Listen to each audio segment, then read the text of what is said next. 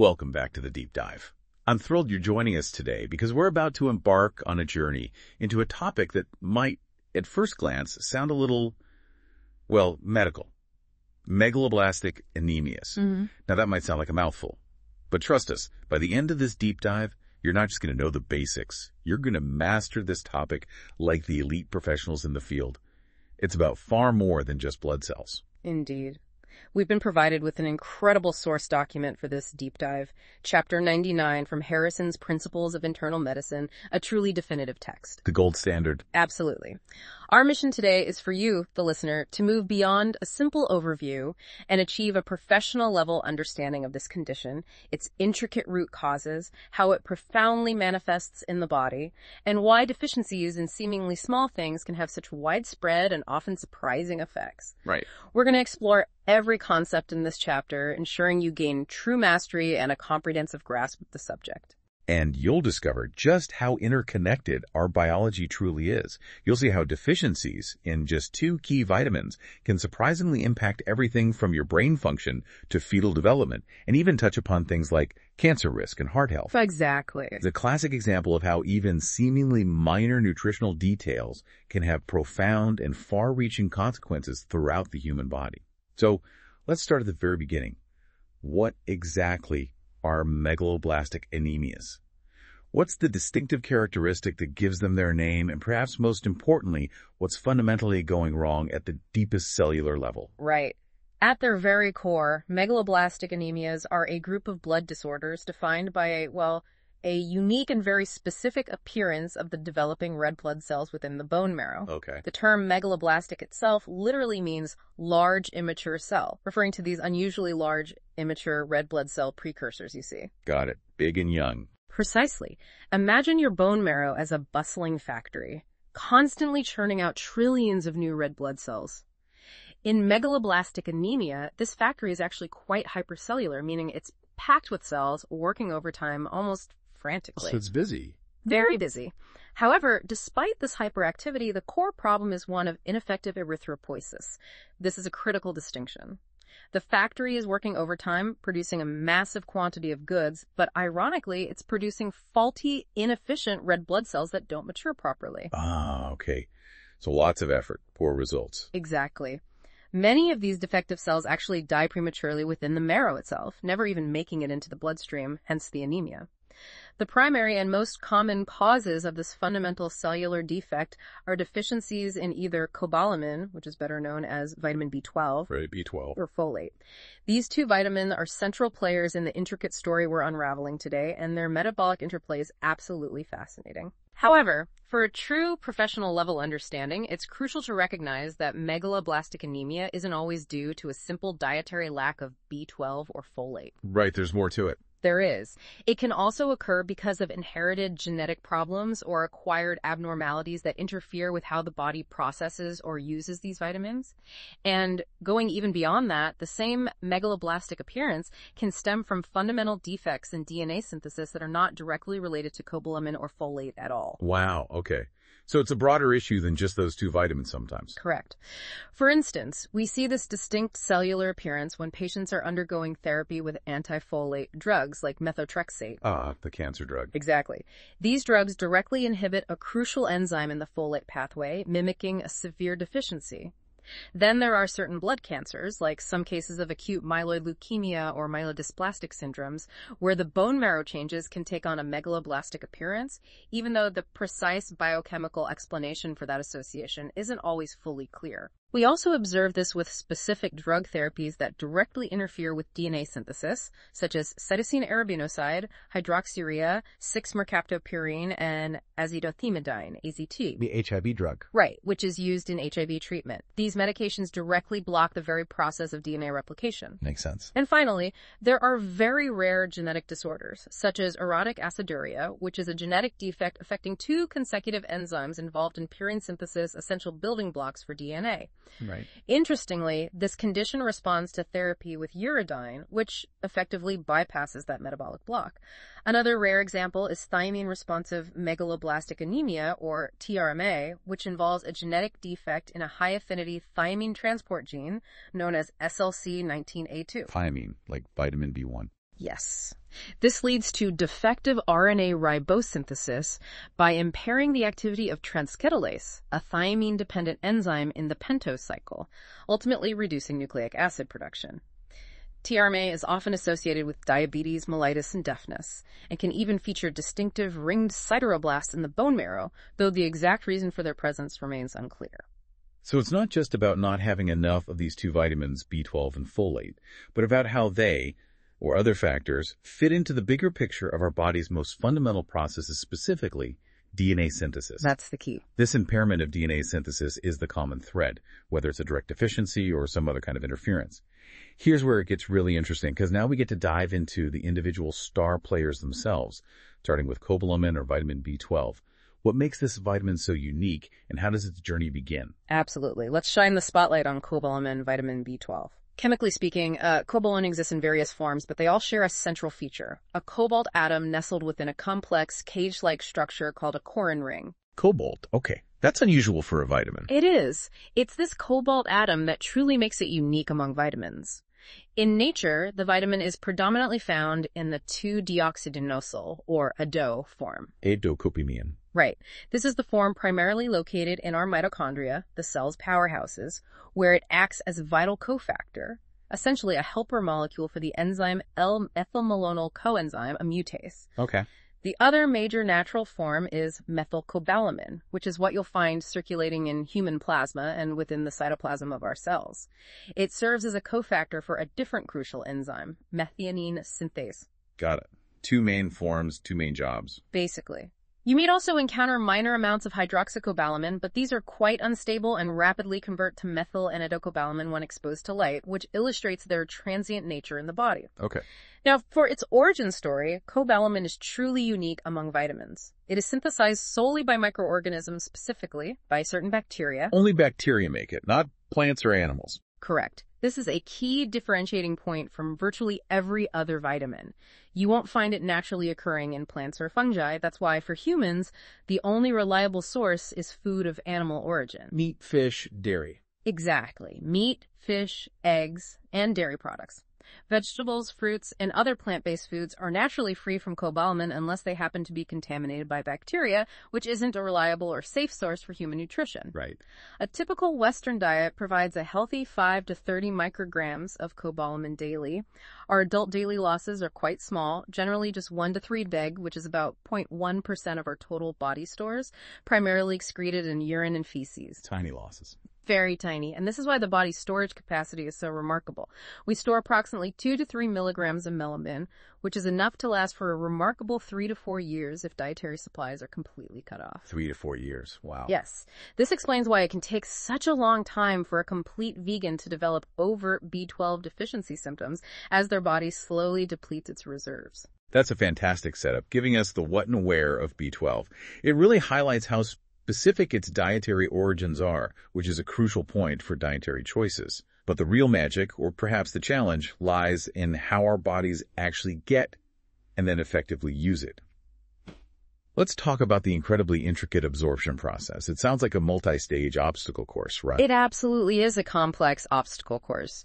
There are 2 mechanisms for cobalamin absorption, but one is far more important for our physiological needs. First, there's a passive mechanism. Okay. This occurs rapidly and equally through the mucous membranes of your mouth, buccal mucosa, your duodenum, and your ileum. However, it's extremely inefficient, absorbing less than 1% of an oral dose. Less than 1%. That's almost nothing. Pretty much. Huh. This explains why, despite severe malabsorption, very large oral doses of B12 can sometimes be effective for treatment. You're simply overwhelming the system and relying on that tiny passive absorption pathway. Brute force. Kind of, yes. The primary physiologically active and highly efficient mechanism occurs specifically through the ileum, the final section of your small intestine. And this process is crucially mediated by a special protein called gastric intrinsic factor, or IF. Intrinsic factor. Heard of that. Comes from the stomach. Exactly. Here's how this intricate journey unfolds. First, the cobalamin in your food, which is often bound to proteins, needs to be released. This happens through the action of enzymes secreted in your stomach, duodenum, and jejunum. Okay, freeing it up. Right. Once freed, it rapidly combines with a salivary glycoprotein, a type of cobalamin-binding protein known as haptocorins, or HCs. As this complex travels down to the intestine, the haptocorin is digested by pancreatic trypsin, and the cobalamin is then transferred to IF. A handoff. The crucial handoff. Intrinsic factor itself is a protein produced in the specialized parietal cells of your stomach, specifically in the fundus and body. Its secretion goes hand in hand with that of hydrochloric acid, and normally your body produces a vast excess of IF, more than enough for your dietary needs. So usually there's plenty of IF. Usually, yes. The IF cobalamin complex then travels all the way down to the ileum, where IF attaches to a specific receptor called cubalin on the microvillus membrane of the enterocytes, those specialized cells lining your small intestine. Cubalin receptor in the ileum. Got it. Right. Interestingly, cubalin is also found in the yolk sac and the renal proximal tubular epithelium, hinting at its broader biological roles in absorption and transport. Cubalin doesn't act alone. It appears to traffic by means of amnionless, or AMN, which is another endocytic receptor protein that specifically directs the sublocalization and endocytosis, essentially, the cellular uptake of cubalin with its bound IF cobalamin complex. Wow, AMN helps cubalin grab the B12 complex. Precisely. Once the cobalamin IF complex finally enters the ileal cell, the IF is degraded, having fulfilled its role as the escort. After a delay of about 6 hours, and this delay is quite important for understanding diagnostic timelines, the cobalamin finally appears in the portal blood, now attached to yet another crucial transport protein called transcobalamin TC2. 6 hours later, into the blood with TC2. Quite a journey. It is. This brings us to another critical aspect of B12 metabolism, the enterohepatic circulation. Recycling loop. Exactly. Every day, between 0.5 and 5 vg of cobalamin enter the bile and are excreted back into the small intestine. This biliary cobalamin then binds to IF again, and a major portion of it is normally reabsorbed, along with cobalamin derived from cells lining your intestines that are constantly being sloughed off. So we recycle quite a bit of it. We do. This recycling system is incredibly efficient, acting like a built-in safety net. However, because of this appreciable enterohepatic circulation, cobalamin deficiency develops much more rapidly in individuals who malabsorb cobalamin because this vital recycling pathway is broken than it does in vegans. In vegans, the problem is a lack of new dietary intake, but their reabsorption of biliary cobalamin is still intact, meaning some recycling continues to happen, delaying the onset of severe deficiency. That's a brilliantly complex system indeed. It really shows how many points of failure there can be, from digestion in the stomach to the specific receptors in the ileum, and even a recycling loop. Once it's finally in the blood, though, after that long journey, how does it actually get to where it needs to go? What are the body's ultimate delivery services for B12 once it's in circulation? Excellent question. Once cobalamin is in the plasma, it relies on specific transport proteins to reach the cells that need it. There are 2 main cobalamin transport proteins in human plasma, and each can bind 1 molecule of cobalamin. Okay, 2 main carriers. The first is haptocorin, HC, also known as TCI. This protein is closely related to other cobalamin-binding HCs found in various body fluids like milk, gastric juice, bile, and saliva. TCI. Right. The gene for TCI, TCNL, is located on chromosome 11, specifically at positions Q11, Q12.3. These various haptocorins primarily differ in the carbohydrate moiety attached to the molecule, which influences their specific roles and locations. TCI itself is derived mainly from the specific granules within neutrophils, a type of white blood cell. From immune cells. Interesting. Normally, about 2/3 of TCI in the plasma is saturated with cobalamin, and it binds this cobalamin very tightly. A key characteristic of TCI, one that importantly differentiates it from the other transport protein, is that it does not enhance cobalamin entry into tissues. So it holds on to it but doesn't deliver it effectively. Pretty much. Its role appears to be more about long-term storage or transport of cobalamin analogs, which it actually binds more effectively than intrinsic factor does to the liver for eventual excretion in bile.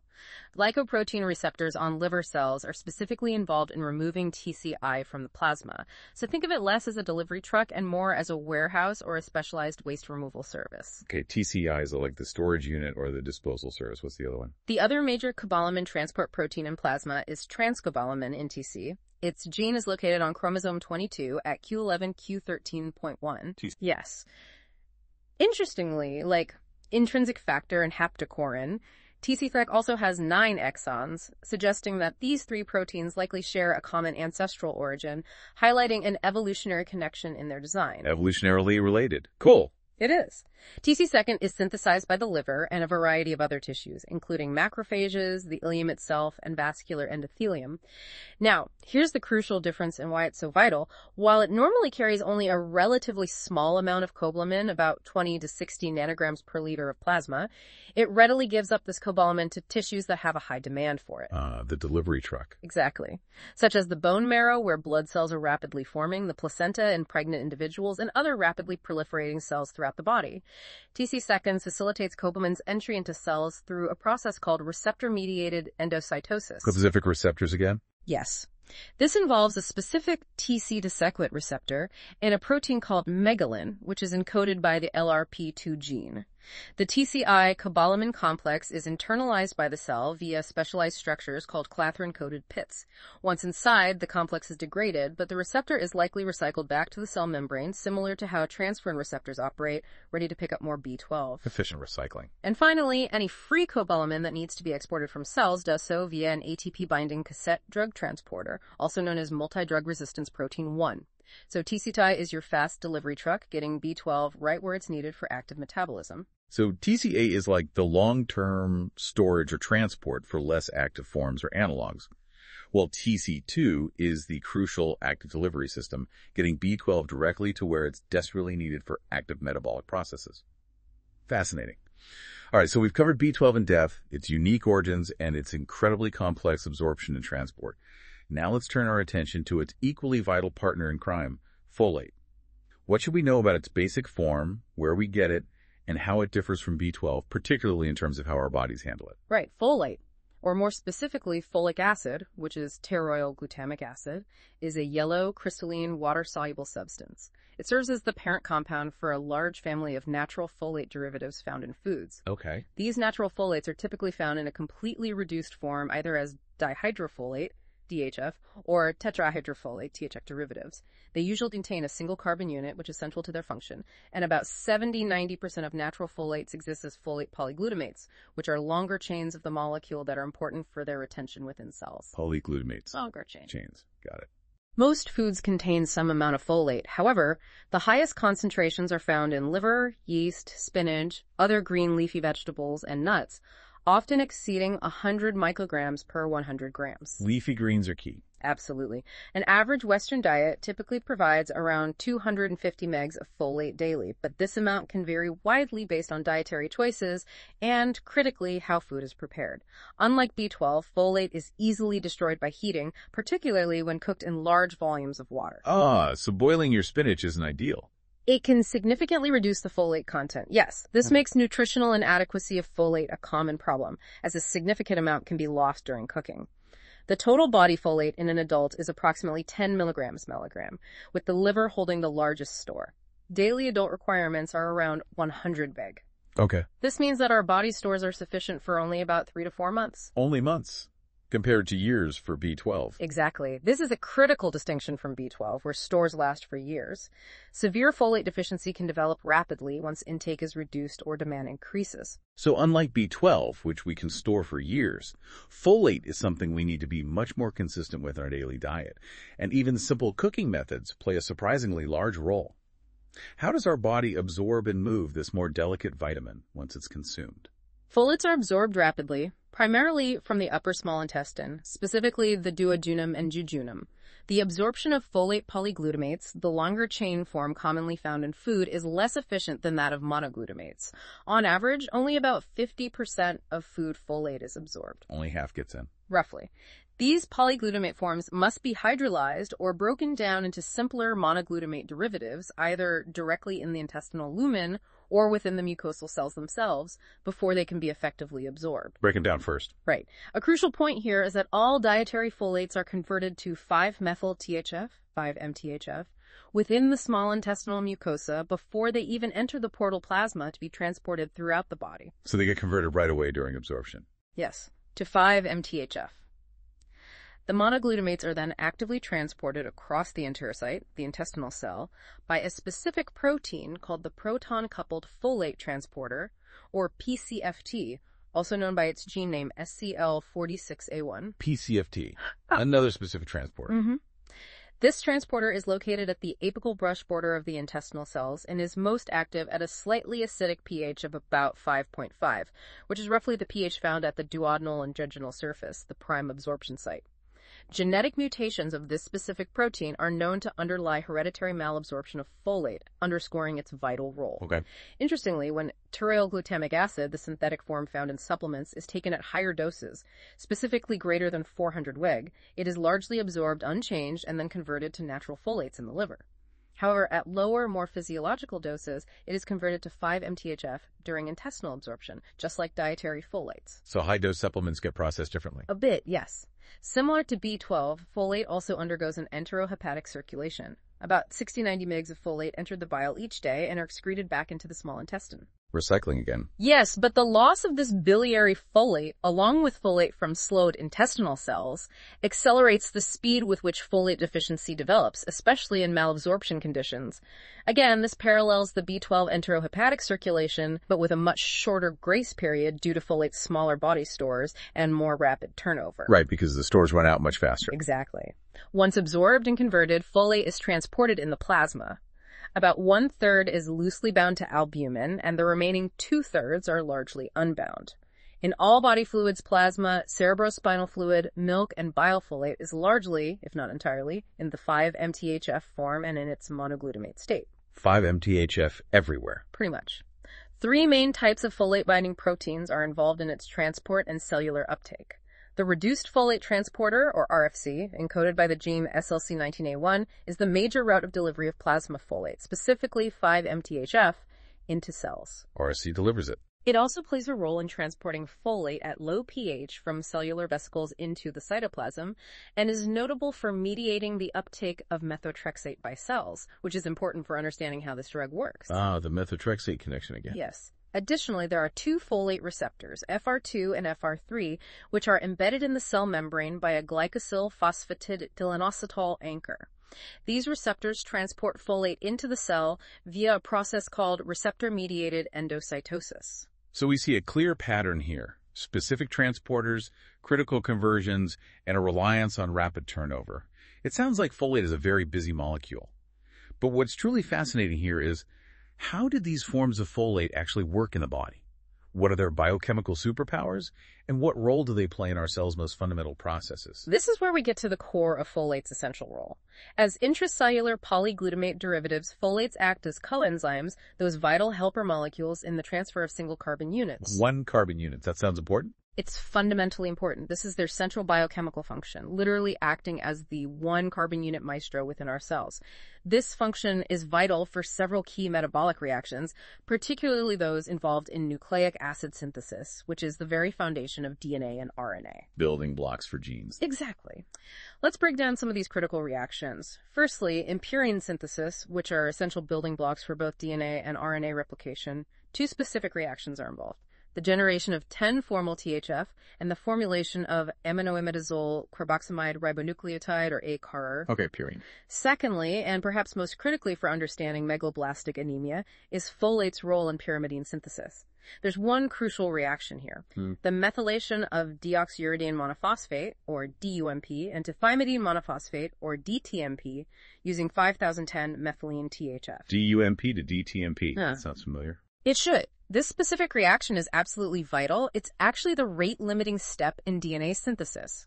When this reaction occurs, it oxidizes THF to DHF, which then needs to be recycled back into its active form. This direct link between folate and the DUMP to DTMP conversion is the very reason for the megaloblastic problem we observe. The bottleneck in making DNA building blocks. Precisely. Beyond nucleic acids, folate is also a coenzyme for methionine synthesis. This is a highly significant reaction because it also involves methylcobalamin. Ah, the B12 connection. Exactly, highlighting the crucial interrelationship between folate and B12. In this reaction, THF is regenerated from 5-MTHF, making it a vital recycling step. THF is also the initial acceptor of single carbon units that newly enter the active metabolic pool via the conversion of serine to glycine. Okay. And methionine, the other product of the methionine synthase reaction, is the precursor for acetylmethionine, or SAM. SAM. The universal methyl donor. That's the one. SAM is widely described as the universal methyl donor, involved in over 100 methyltransferase reactions throughout the body, affecting everything from protein and phospholipid synthesis to neurotransmitter creation. This broad impact of SAM will be key later when we discuss the neurologic symptoms of these deficiencies. Wow, so folate impacts methylation all over the body through SAM. Critically. Now, regarding recycling and how drugs interfere, during thymidylate synthesis, as 5010-methylene THF is used, it gets oxidized to DHF. To keep the cycle going, the enzyme DHF reductase then converts this DHF back to THF, allowing it to be reused. Recycle it. Right. This is a critical enzyme because drugs like methotrexate, pyrimethamine, and trimethoprim, though trimethoprim is mainly active against the bacterial enzyme work by inhibiting DHF reductase. Blocking the recycling. Exactly. By doing so, they prevent the formation of active THF coenzymes from DHF, thus disrupting folate metabolism and leading to megaloblastic changes. This is a key mechanism of action for antifolate drugs used in chemotherapy and other treatments. A small fraction of the folate coenzyme is also simply degraded at the C9N10 bond during thymidylate synthesis, meaning it's not recycled back into the active pool. Okay, so we have B12 and folate both working with these one-carbon units, and both are clearly indispensable, especially for DNA synthesis. But here's the million-dollar question. How does a deficiency in either of them actually lead to the distinctive problems we see in megaloblastic anemia? What's the fundamental biochemical breakdown that unites these two deficiencies in causing the same blood disorder? That's the absolute crux of it. The unifying defect in all megaloblastic anemias is a fundamental impairment in DNA synthesis. DNA synthesis breakdown. Yes. This impairment disproportionately affects rapidly dividing cells, and nowhere is this more evident than in the bone marrow, where blood cells are constantly being produced at an incredibly high rate. These cells are particularly vulnerable because their DNA replication machinery is running almost constantly, demanding a steady supply of building blocks. High turnover makes them vulnerable. Exactly. The core problem is an imbalance or disparity in the rate of synthesis or availability of the four immediate precursors of DNA. These are the deoxyribonucleoside triphosphates, or DNTPs, deoxyadenosine triphosphate, DATP, deoxyaguanosine triphosphate, DGTP, deoxyethylamidine triphosphate, DTTP, and deoxycytidine triphosphate, DCTP. The four letters of the DNA code, basically. Essentially, yes, the building blocks. In the case of deficiencies in either folate or cobalamin, the specific block occurs in the conversion of deoxyuridine monophosphate, DUMP, to deoxythymidine monophosphate, DTMP, which is the direct precursor of DTTP, one of those four essential building blocks. The DUMP to DTMP step again. That's the one. Why does this block happen in both deficiencies? Because folate is needed as the coenzyme 5010-methylene THF polyglutamate for that critical conversion of DUMP to DTMP. And the availability of 5010-methylene THF, this crucial active folate coenzyme, is reduced in either a cobalamin deficiency or a folate deficiency. So both roads lead to a lack of that specific folate form. Correct. This is the crucial convergence point where the two deficiencies, despite their distinct upstream causes, create the same fundamental problem for DNA synthesis. The consequences for DNA are significant. DNA replication from multiple origins along the chromosome becomes slower than normal during cell division or mitosis. This leads to a failure of joining up the incomplete replicons essentially in newly synthesized stretches of DNA, resulting in visible single-stranded DNA breaks. Actual breaks in the DNA. Yes. This is the physical manifestation of the DNA defect at a cellular level, disrupting the very blueprint of the cell. There's also an alternative theory for megaloblastic anemia in cobalamin or folate deficiency. It suggests that uracil, which should not be in DNA, is misincorporated into DNA at the DNA replication fork as a direct consequence of this block in the conversion of DUMP to DTMP. So it's all about that critical DUMP to DTMP conversion, which directly impairs DNA synthesis and leads to these cellular catastrophes. But you mentioned something earlier that sounds like a paradox. How does a B12 deficiency also lead to a folate problem? Let's dive into that fascinating concept known as the methylfolate trap. It really seems to tie everything together. The relationship between cobalamin and folate is truly a biochemical dance, and the methylfolate trap is a key step in understanding why these two seem so intertwined in megaloblastic anemia. Okay, the trap. Right. While folate is required for many essential metabolic reactions in mammalian tissues, it's critical to remember that only 2 reactions in the entire body are known to specifically require cobalamin. Only 2 for B12. Only 2 that we know of. One is the methylmalonyl-CoA isomerization, which requires cobalamin and is important for fat and protein metabolism. The other, and the one that's crucial for our discussion, is the methylation of homocysteine to methionine. This reaction is unique because it requires both methylcobalamin and 5-MTHF, the primary form of folate circulating in your blood. The reaction needing both B12 and folate. Exactly. Now, this homocysteine to methionine reaction is the first and most critical step in the pathway by which 5-MTHF, that form of folate that enters bone marrow and other cells from the plasma, is converted into all the other intracellular folate coenzymes. Okay, it's the gateway. It is. Here's the catch. Once inside the cell, these active folate coenzymes are all converted into polyglutamated forms. This larger size is important because it aids in retaining these precious coenzymes within the cell, preventing them from simply leaking out.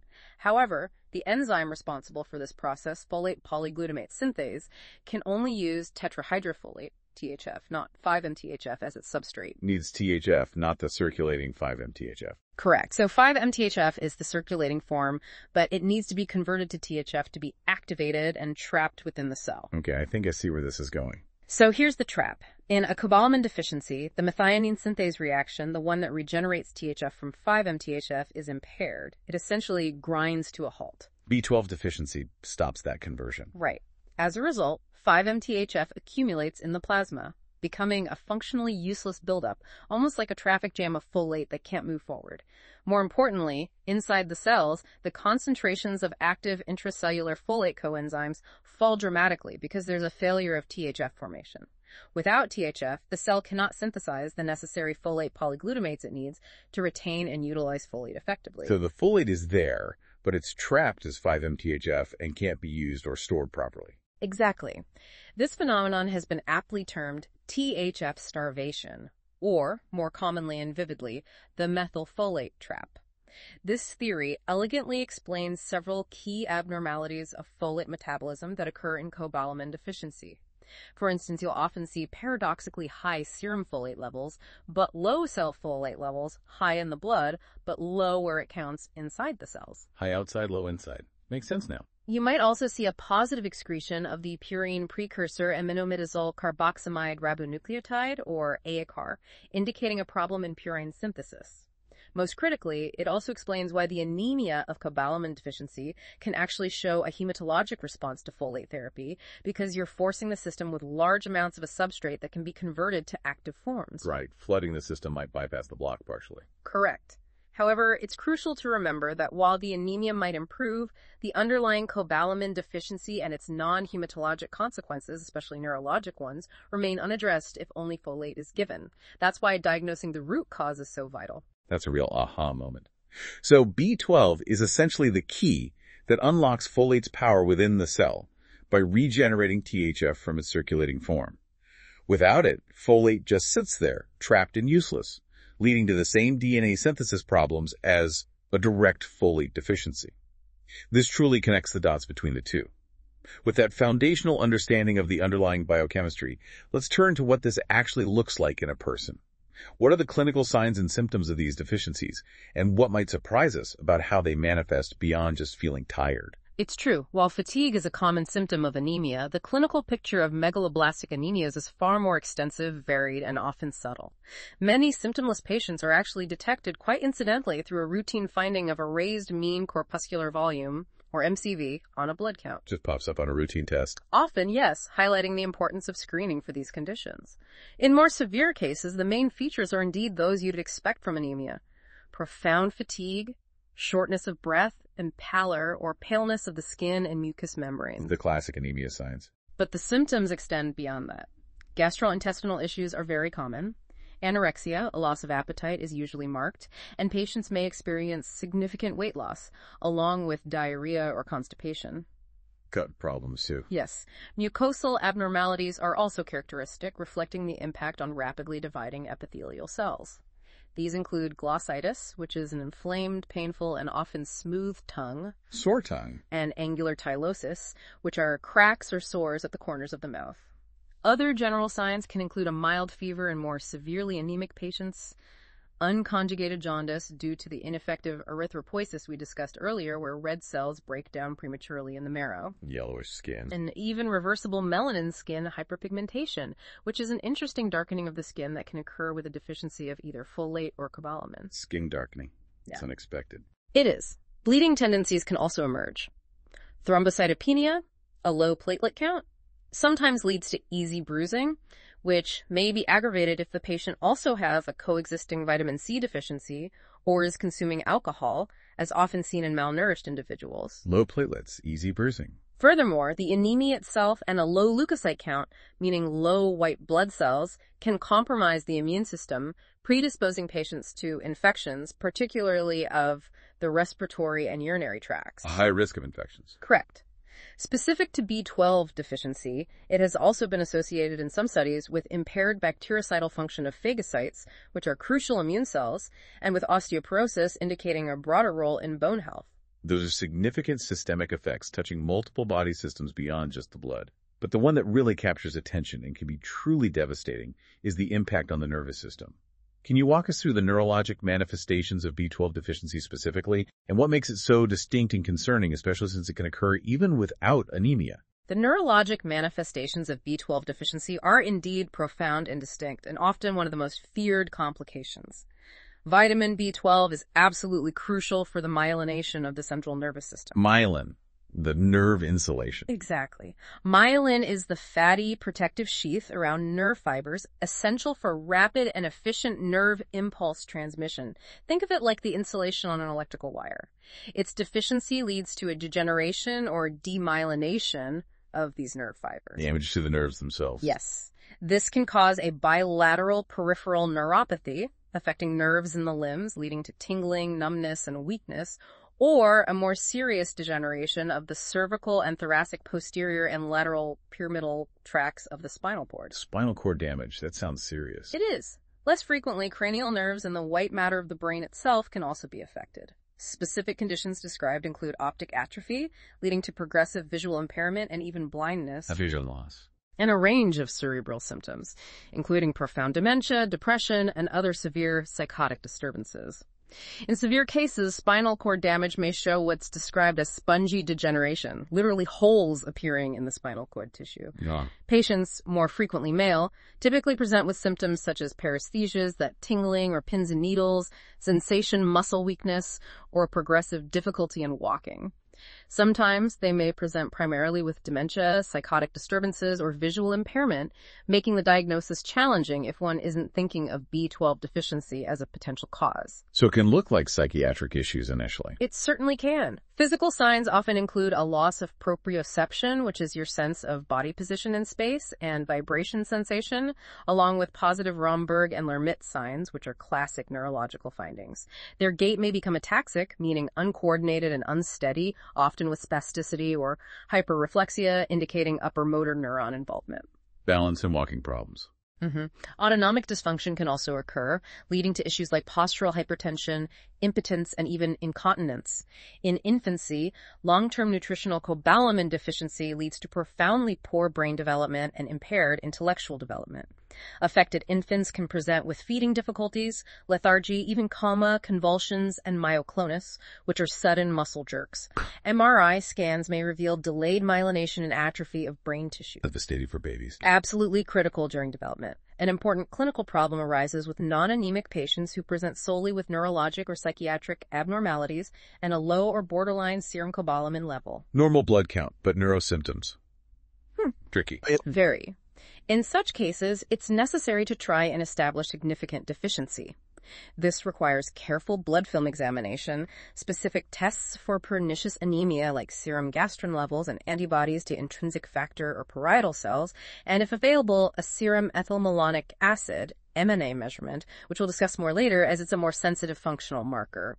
Often, a therapeutic trial of cobalamin for at least 3 months is needed to truly determine whether symptoms improve, which ultimately confirms the diagnosis. Try the treatment and see if it works. Sometimes that's the best approach. The biochemical basis for cobalamin neuropathy remains somewhat obscure, even for professionals. Its occurrence in the absence of methylmalonic aciduria in cases of transcobalamin second deficiency suggests that the neuropathy is related specifically to the defect in the homocysteine methionine conversion pathway, rather than the methylmalonic acid pathway. Link to that B12 folate reaction again. It seems so. One leading hypothesis is the accumulation of S-adenosyl homocysteine in the brain, which then results in the inhibition of vital transmethylation reactions essential for brain function and myelin maintenance. Messing up methylation in the brain. Regarding folate deficiency, while it has been suggested to cause organic nervous disease, this link is less certain and widely debated, although it's known that methotrexate, when injected directly into the cerebrospinal fluid, can cause brain or spinal cord damage. Psychiatric disturbance is common in both folate and cobalamin deficiencies. This, like the neuropathy, has been largely attributed to a failure of the synthesis of S-adenosylmethionine, or SAM. SAM again. As we mentioned earlier, SAM is the universal methyl donor and is critically needed in the methylation of biogenic amines like dopamine, as well as proteins, phospholipids, and neurotransmitters in the brain. The impact on these fundamental methylation processes is profound and widespread. The association between lower serum folate or cobalamin levels, higher homocysteine levels, and the development of decreased cognitive function and dementia, including Alzheimer's disease, has been reported in various observational studies. Okay, potential links to dementia. Potential links, yes. However, it's important to look at the evidence carefully when considering interventions. A large meta-analysis of randomized placebo-controlled trials investigating homocysteine-lowering B vitamin supplementation, including vitamin B12, vitamin B6, and folic acid, given alone or in combination, showed that this supplementation did not improve cognitive function in individuals with or without pre-existing cognitive impairment. So the trials didn't pan out for cognition? Largely, no. Some studies from China, however, have suggested some cognitive improvement with supplements of both vitamins. It remains unknown whether prolonged treatment with these D vitamins can actually reduce the long-term risk of developing dementia in later life, highlighting the complexity and ongoing research in nutritional interventions for cognitive health. What's fascinating here is how widespread and diverse these effects are, touching nearly every system from head to toe, and with implications for long-term health.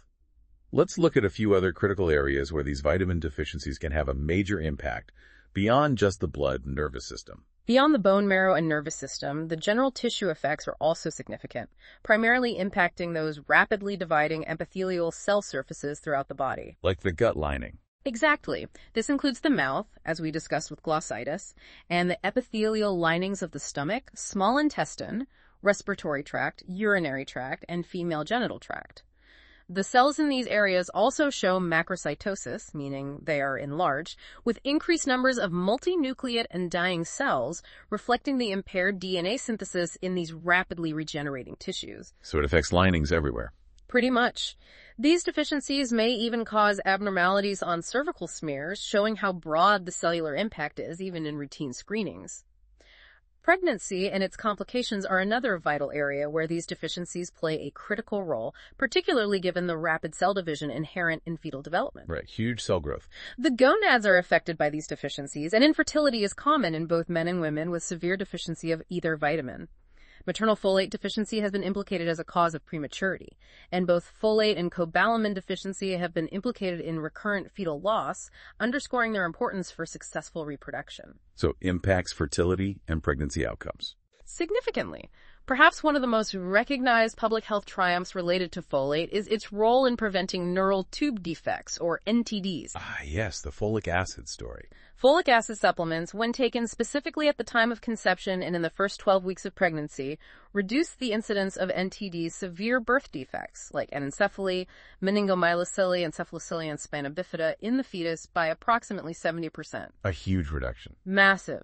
Most of this protective effect is attributed to increased thymidylate synthesis, which directly addresses the underlying DNA synthesis defect that causes these neural tube closure issues. While there isn't a simple, clear-cut relationship between maternal folate status and these fetal abnormalities, generally, the lower the maternal folate, the greater the risk to the fetus. Lower folate, higher risk. It's also important to note that NTDs can be caused by antifolate and anti-epileptic drugs, highlighting environmental and pharmacological influences beyond just nutrition. An underlying maternal folate metabolic abnormality has also been postulated in some cases of NTDs. One key abnormality identified is a reduced activity of the enzyme 5010 methylene THF reductase, or MTHFR. MTHFR gene. That comes up a lot. It does. This reduced activity is caused by a common genetic variation, a C677T polymorphism in the MTHFR gene. In one study, the prevalence of this polymorphism was found to be significantly higher in the parents of NTD fetuses and in the fetuses themselves. Specifically, a homozygosity for the TT mutation was found in 13% of cases compared with only 5% of control subjects. Higher rate in NTD families. Yes. This polymorphism codes for a thermolable form of MTHFR, meaning it's less stable and less efficient at normal body temperatures. The homozygous state results in a lower mean serum and red cell folate level compared with controls, as well as significantly higher serum homocysteine levels. Makes sense. Less effective enzyme. Tests for mutations in other enzymes potentially associated with NTDs, such as methionine synthase and serine glycine hydroxymethylase, have generally been negative, making MTHFR a key focus. Interestingly, serum vitamin B12 levels are also found to be lower in the sera of mothers of NTD infants compared to controls. Additionally, maternal transcobalamin receptor polymorphisms are associated with an increased risk of NTD births. B12 is involved somehow too. It seems linked. However, crucially, no studies show that dietary fortification with vitamin B12 alone reduces the incidence of NTDs. This is a significant point that distinguishes the primary roles of these two vitamins in NTD prevention. Folate is the star here. Folate is the key player for NTDs. Definitely. Let's turn to cardiovascular disease, a major public health concern. Children with severe homocystinuria, characterized by blood homocysteine levels of 100 mmol or higher, which result from a deficiency of one of three specific enzymes, methionine synthase, MTHFR, or cystathionine synthase, all involved in the complex one-carbon metabolism pathways, often develop severe vascular disease, such as ischemic heart disease, cerebrovascular disease, stroke, or pulmonary embolus as teenagers or young adults. Very high homocysteine equals high heart risk. A clear link, yes, for severe cases.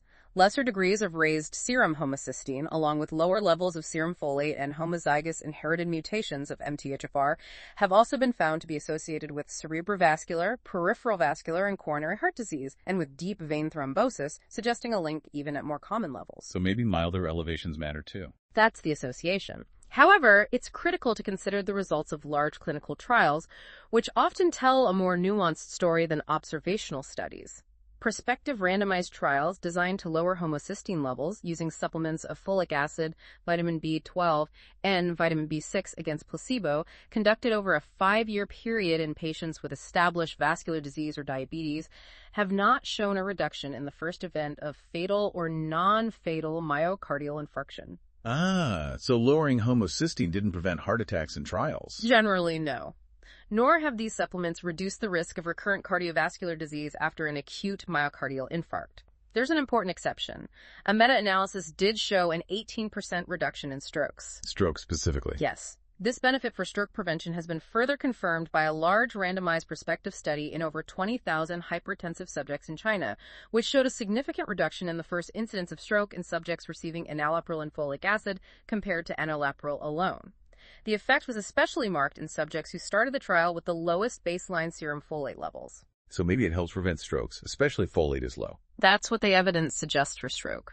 Venous thrombosis has also been reported to be more frequent in folate deficient or vitamin B12 deficient subjects compared to controls and to occur at unusual sites, such as the cerebral venous sinuses.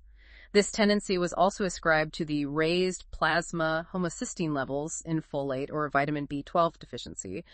This highlights the complexity and nuances of applying research findings to clinical practice. Sometimes the effects are specific and not general across all cardiovascular events. Very nuanced picture for heart disease. Indeed. Finally, the connection between these vitamins and malignancy is a fascinating, if sometimes contradictory, area. Prophylactic folic acid in pregnancy has been found in some, though not all, studies to reduce the subsequent incidence of acute lymphoblastic leukemia, or ALL, in childhood, which is intriguing. Lower childhood leukemia risk. Some studies suggest that. A significant negative association has also been found with the MTHFR C677T polymorphism and leukemias with mixed lineage leukemia MLL translocations. Conversely, a positive association was found with hyperdiploidy, an excess number of chromosomes, in infants with OLL, or acute myeloid leukemia, or with childhood OL. A second common polymorphism in the MTHFR gene, AWOL98C, is also strongly associated with hyperdiploid leukemia. So MTHFR status is linked to leukemia risk in complex ways. Yes, complex positive and negative associations. Various positive and negative associations are noted between polymorphisms in folate-dependent enzymes and the incidence of adult LL. The C677T polymorphism is thought to lead to increased thymidine pools and potentially better quality of DNA synthesis by shunting one carbon groups toward thymidine and purine synthesis. Better DNA synthesis quality. Potentially. This biochemical advantage may explain its reported association with a lower risk for colorectal cancer. Most, but not all, studies also suggest that prophylactic folic acid protects against colon adenomas, which are precursors to colon cancer. Other tumors that have been associated with folate polymorphisms or status include follicular lymphoma, breast cancer, and gastric cancer. Okay, some protective associations. However, again, it's important to look at the larger clinical trial data. A meta-analysis of 50,000 individuals taking B vitamin supplementation for cardiovascular disease prevention did not significantly increase or decrease the overall incidence of cancer or of any site-specific cancer during a weighted average scheduled treatment duration of 5.7 years. So the big trial showed no overall effect on cancer rates. Correct. This is an important piece of data for public health recommendations. Due to the theoretical concern that folic acid may feed established tumors by supporting their rapid growth, it probably should be avoided in individuals with established tumors unless there is a severe megaloblastic anemia explicitly due to folate deficiency that requires treatment. Caution with folic acid if someone already has cancer. Exactly. It's a crucial clinical consideration that balances potential risks and benefits. Okay, we've seen the wide-ranging clinical picture, from subtle fatigue to severe neurological issues and even potential links to cancer. It's clear how pervasive these deficiencies can be. Now, how do doctors actually confirm a diagnosis?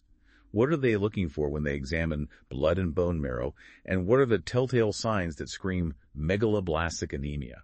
Right. When it comes to diagnosing megaloblastic anemias, we traditionally rely on recognizing specific abnormalities in the peripheral blood and, if necessary, the bone marrow.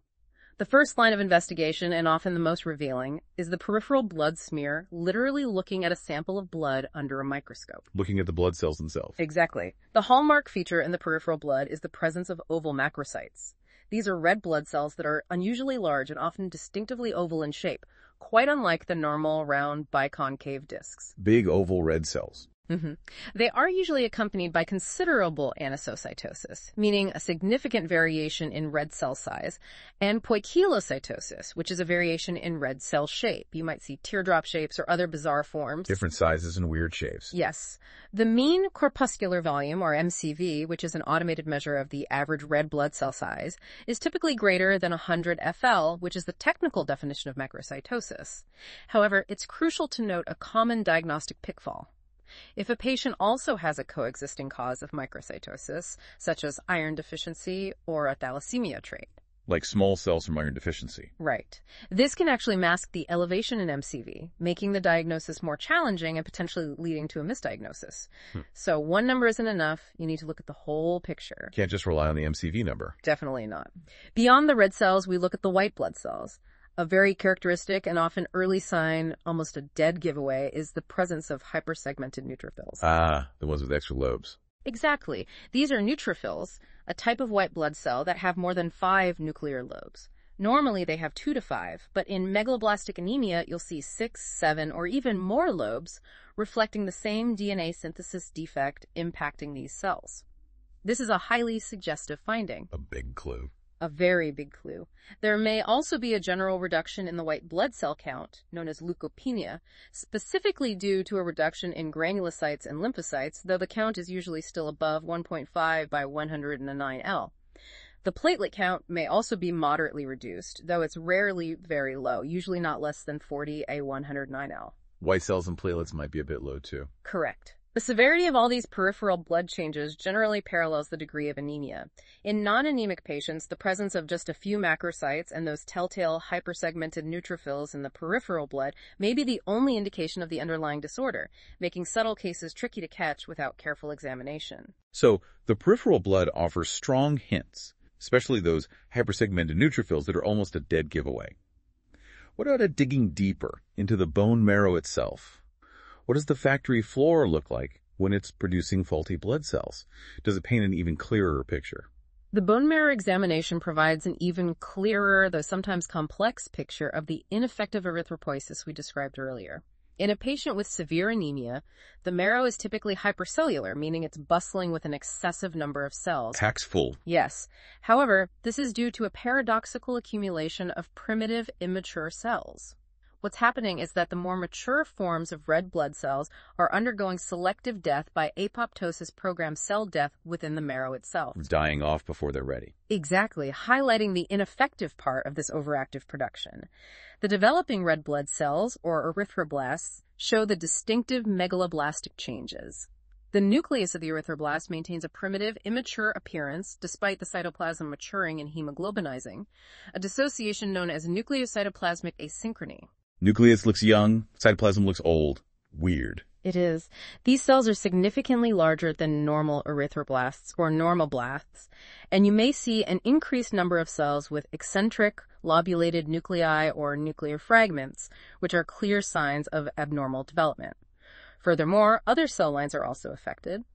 You'll observe giant and abnormally shaped metamyelocytes, which are immature white blood cells. Giant white cell precursors. And enlarged hyperpolycloid megakaryocytes, which are the precursors to platelets. These are all characteristic features that an experienced hematologist would recognize. So it affects all the blood cell lines in the marrow. It often does. In severe cases, the accumulation of these primitive cells within the marrow can actually mimic acute myeloid leukemia. Would look like leukemia. Wow. Yes, which is a critical differential diagnosis that requires careful distinction by an expert. It's easy to confuse the two without all the information. In less anemic patients, the changes in the marrow may be more subtle and difficult to recognize, often described using terms like intermediate, mild, or early megaloblastic changes. Harder to spot if it's mild. Right. It's also important to clarify a specific term. Megaloblastoid does not mean mildly megaloblastic. This term is used to describe cells that have both immature appearing nuclei and defective hemoglobinization, but it's typically seen in conditions like myelodysplasia, indicating a different underlying pathology than primary B12 or folate deficiency. Megaloblastoid is different. Good distinction. It is. It sounds like the bone marrow paints a very clear, though sometimes confusing picture that requires an expert eye. Does this cellular distress manifest even more fundamentally in the very blueprints of life, our chromosomes? Absolutely. The profound disruption to DNA synthesis in megaloblastic anemias is visible even at the chromosomal level. Bone marrow cells, as well as transformed lymphocytes and other rapidly proliferating cells throughout the body, show a variety of distinct chromosomal changes. What kind of changes? These include random breaks in the chromosomes, reduced contraction of the chromosomes themselves, spreading of the centromere, which is the constricted region that holds sister chromatids together, and an exaggeration of secondary constrictions, which are normally subtle. Visible damage to the chromosomes. Yes. These are all visible signs that the DNA synthesis process has gone awry, directly reflecting the fundamental defect at the genetic level. It's also important to emphasize that similar chromosomal abnormalities can be produced by anti-metabolite drugs, such as cytosine urbanoside, hydroxyurea, and methotrexate. The chemo drugs again? Right. These drugs are known to interfere with either DNA replication directly or with folate metabolism, and they also cause megaloblastic appearances, further reinforcing that the core problem is indeed a breakdown in DNA synthesis, whatever the cause. So the cellular machinery is visibly struggling, from the overall size and shape of the cells to their internal chromosomes. What are the broader signs of this ineffective blood production in the body, beyond just what's seen under a microscope? What are the byproducts of this failed production? Because the body is producing so many faulty red blood cells that are dying prematurely within the bone marrow, there are significant systemic consequences related to this ineffective hematopoiesis. Okay, the fallout. One common finding is the accumulation of unconjugated bilirubin in the plasma. This happens because of the increased death of nucleated red cells within the marrow, leading to their breakdown products being released. This accumulation is what explains the jaundice, or yellowing of the skin and eyes, that can sometimes be seen in these patients. Jaundice from cells dying in the marrow? Correct. Other markers also provide evidence for this ineffective erythropoiesis. You might see raised urine urobilinogen, which is a byproduct of bilirubin metabolism, and reduced haptoglobins, which are proteins in the blood that bind to free hemoglobin and are thus depleted when there's a lot of breakdown. Haptoglobins go down. Yes. You might also find positive urine hemosiderin, indicating iron being excreted in the urine due to red cell breakdown, along with a raised serum lactate dehydrogenase, or LDH, an enzyme that is released when cells are damaged or dying. All of these reflect the increased cell breakdown occurring within the bone marrow. LDH goes up, signs of cell destruction. Exactly. One crucial diagnostic pitfall to be aware of is that a weakly positive direct antiglobulin test, also known as a Coombs test, can occur due to complement binding to red cells in megaloblastic anemia. This can unfortunately lead to a false diagnosis of autoimmune hemolytic anemia. Looks like autoimmune, but isn't. Right, which is a completely different condition with different treatment. Recognizing this nuance is vital for accurate diagnosis and appropriate treatment. Now that we know what megaloblastic anemia looks like on multiple levels, from the macro to the microscopic and even chromosomal, let's drill down into the specific causes, starting with B12 deficiency. We know dietary intake is one, especially for vegans, but malabsorption seems to be the much bigger story and the more complex challenge to diagnose. Right? Exactly.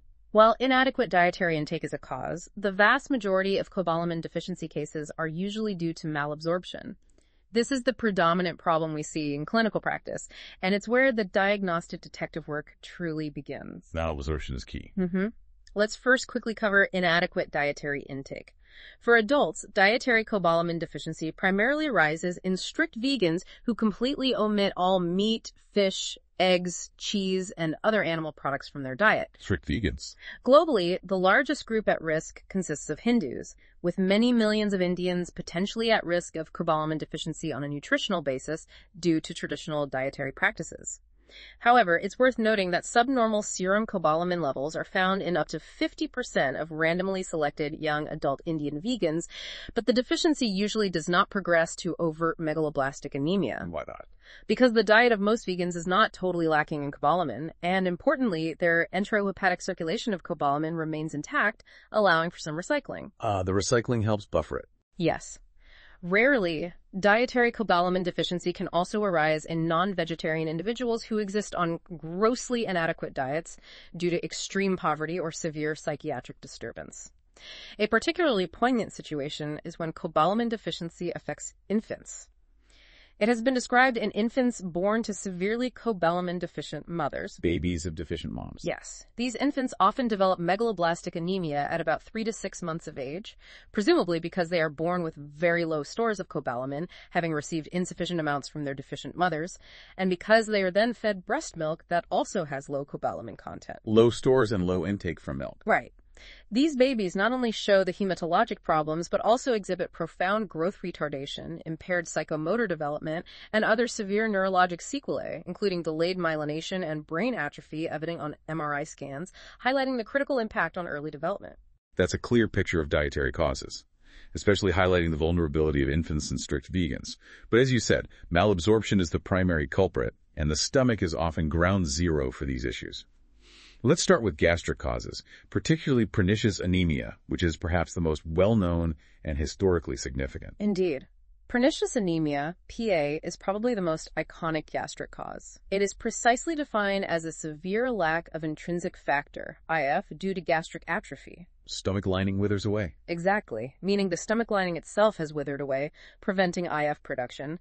It's common in Northern Europeans, but occurs in all countries and ethnic groups, and interestingly, it's more frequent in people of African than Asian ancestry.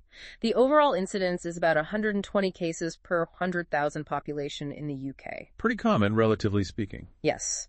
The ratio of incidence in men to women among whites is approximately 1.1.6, with a median age of onset between 70 and 80 years. Only about 10% of patients are diagnosed before age 40.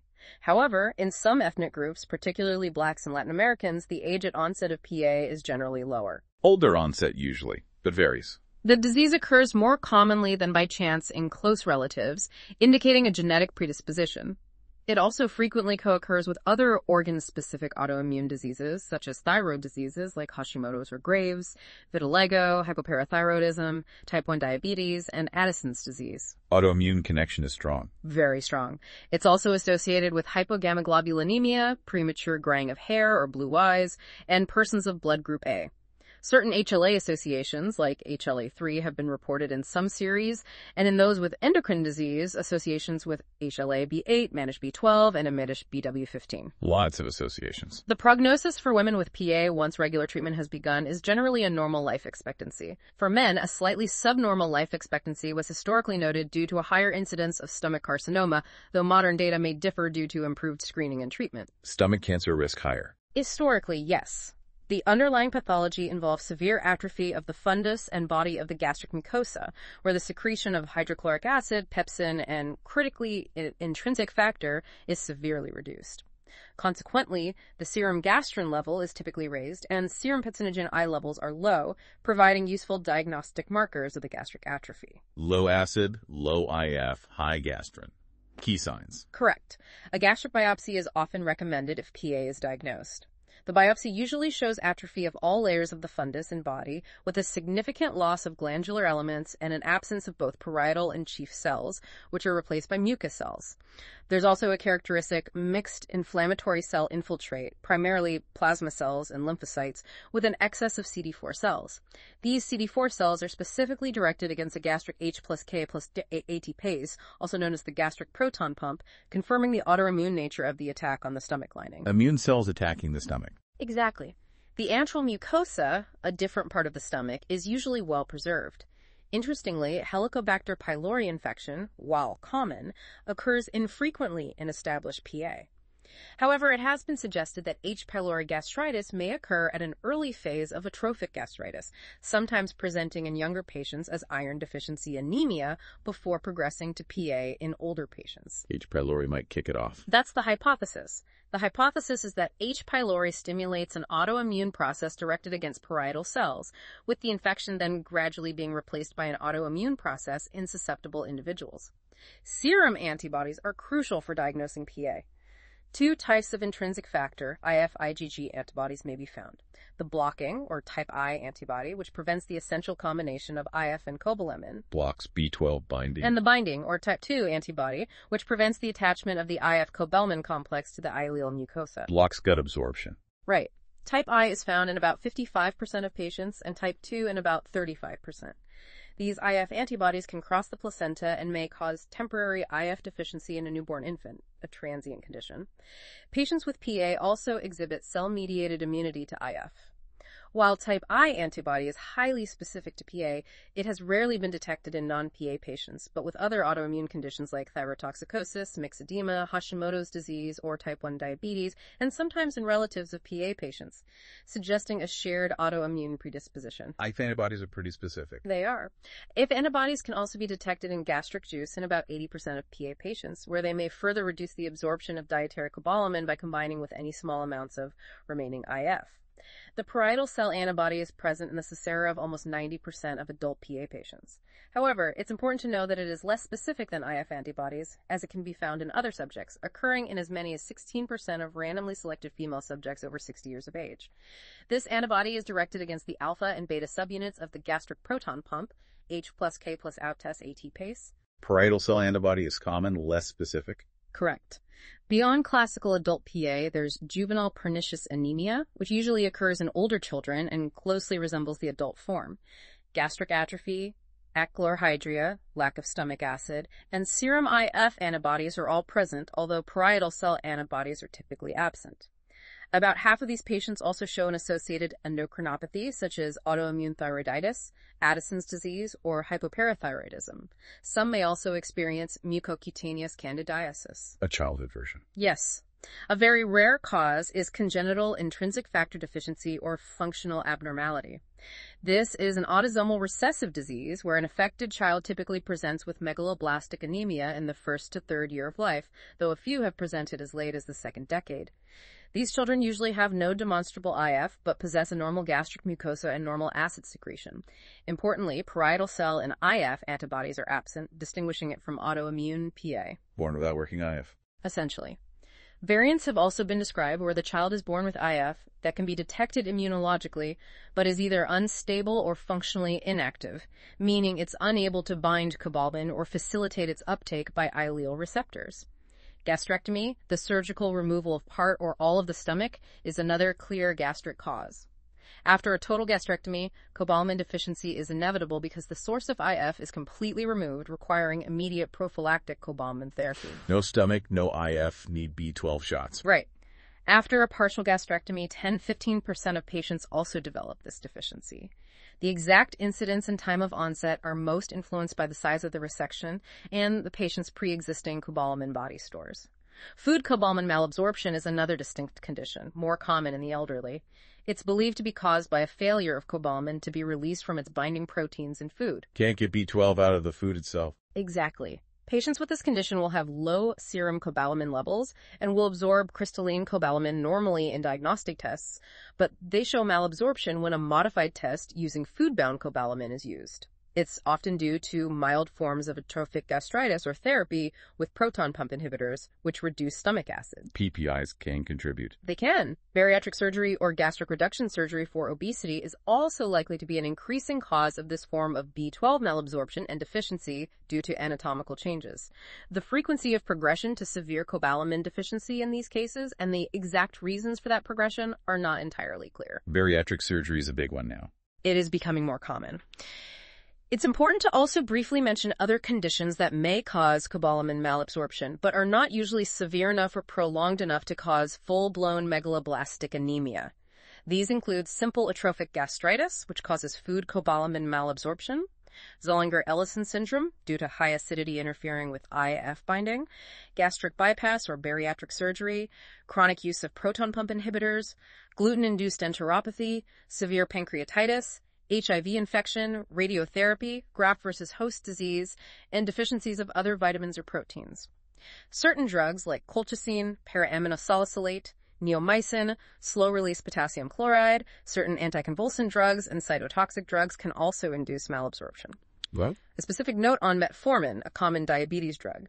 It is now thought that metformin lowers serum B12 levels by lowering the transcobalamin I level rather than primarily causing malabsorption of B12 itself. So while it lowers B12, it's not due to an absorption issue in the gut. Metformin lowers the carrier, not absorption. Interesting. Yes, a newer understanding. Wow, that's an exhaustive list of ways B12 can fail to make it into the bloodstream just from gastric issues alone. It truly is a complex absorption pathway with many potential points of failure. But even if the stomach is doing its job, problems can arise further down the digestive tract. What intestinal conditions can lead to B12 deficiency? Indeed, even if the stomach is doing its job, the small intestine can be a major site of failure for B12 absorption. One significant category is the intestinal stagnant loop syndrome. Stagnant loop. Bacteria overgrowth. Exactly. Malabsorption of cobalamin occurs in various intestinal lesions where the upper small intestine becomes colonized by fecal organisms. Examples include jejunal diverticulosis, enteroanastomosis, surgical connections that create blind loops, intestinal stricture or fistula, or an anatomic blind loop due to conditions like Crohn's disease, tuberculosis, or previous surgical procedures. The core problem here is that the bacteria residing in these stagnant loops consume the B12, making it unavailable for absorption by the host. Bacteria steal the B12. Pretty much. Then there's ileal resection, which is the surgical removal of a portion of the ileum. Since the ileum is the specific and sole site of active B12 absorption, the removal of 1.2 meters or more of the terminal ileum directly causes cobalamin malabsorption. Remove the absorption site, can't absorb B12. Correct. In some patients, after ileal resection, particularly if the ileocecal valve is incompetent, colonic bacteria may further contribute to the onset of cobalamin deficiency by migrating into the small intestine, adding to the problem. A rare but important genetic cause is selective malabsorption of cobalamin with proteinuria, also known as Imerslund syndrome. This autosomal recessive disease is actually the most common cause of megaloblastic anemia due to cobalamin deficiency in infancy in Western countries, with over 200 cases reported. Imerslund syndrome. Genetic. Yes. Familial clusters have been observed in countries like Finland, Norway, the Middle East, and North Africa. Patients with the syndrome secrete normal amounts of intrinsic factor and gastric acid, but are genetically unable to absorb cobalamin. In Finland, this has been linked to impaired synthesis, processing, or ligand binding of cobalamin due to inherited mutations, while in Norway, a mutation of the gene for AMN, that endocytic receptor protein we mentioned, has been reported. Problems with the cobalamin or AMN receptors. Exactly. Other tests of intestinal absorption in these patients are typically normal. Over 90% of them also exhibit nonspecific proteinuria, meaning protein in their urine, though their overall renal function is usually normal, and renal biopsy hasn't shown a consistent renal defect. A few cases have also shown aminoaciduria and congenital renal abnormalities, such as duplication of the renal pelvis. Protein in urine is a key feature. Often, yes. Tropical sprue is another cause. Nearly all patients with acute and subacute forms of tropical sprue show malabsorption of cobalamin. This can persist as the principal abnormality in the chronic form of the disease, where the patient might present with megaloblastic anemia or neuropathy due to cobalamin deficiency. Fortunately, cobalamin absorption usually improves significantly after antibiotic therapy and in the early stages with folic acid therapy. Tropical sprue affects absorption. It does. Fish tapeworm infestation, specifically with Diphyllobothrium latum, is a fascinating and somewhat exotic cause. This tapeworm lives in the small intestine of humans and actively accumulates cobalamin from ingested food, rendering that cobalamin unavailable for absorption by the host. Tapeworm eats the B12. Essentially, yes. Individuals acquire this worm by eating raw or partly cooked fish. Infestation is common around the lakes of Scandinavia, Germany, Japan, North America, and Russia. Megaloblastic anemia or cobalamin neuropathy only occurs in those with a heavy infestation, where the parasitic burden is high enough to significantly deplete B12. Need a lot of worms to cause problems. Usually. Gluten-induced enteropathy, also known as celiac disease, can also cause malabsorption. Cobalamin malabsorption occurs in about 30% of untreated patients, presumably those in whom the disease, which damages the intestinal lining, extends into the ileum.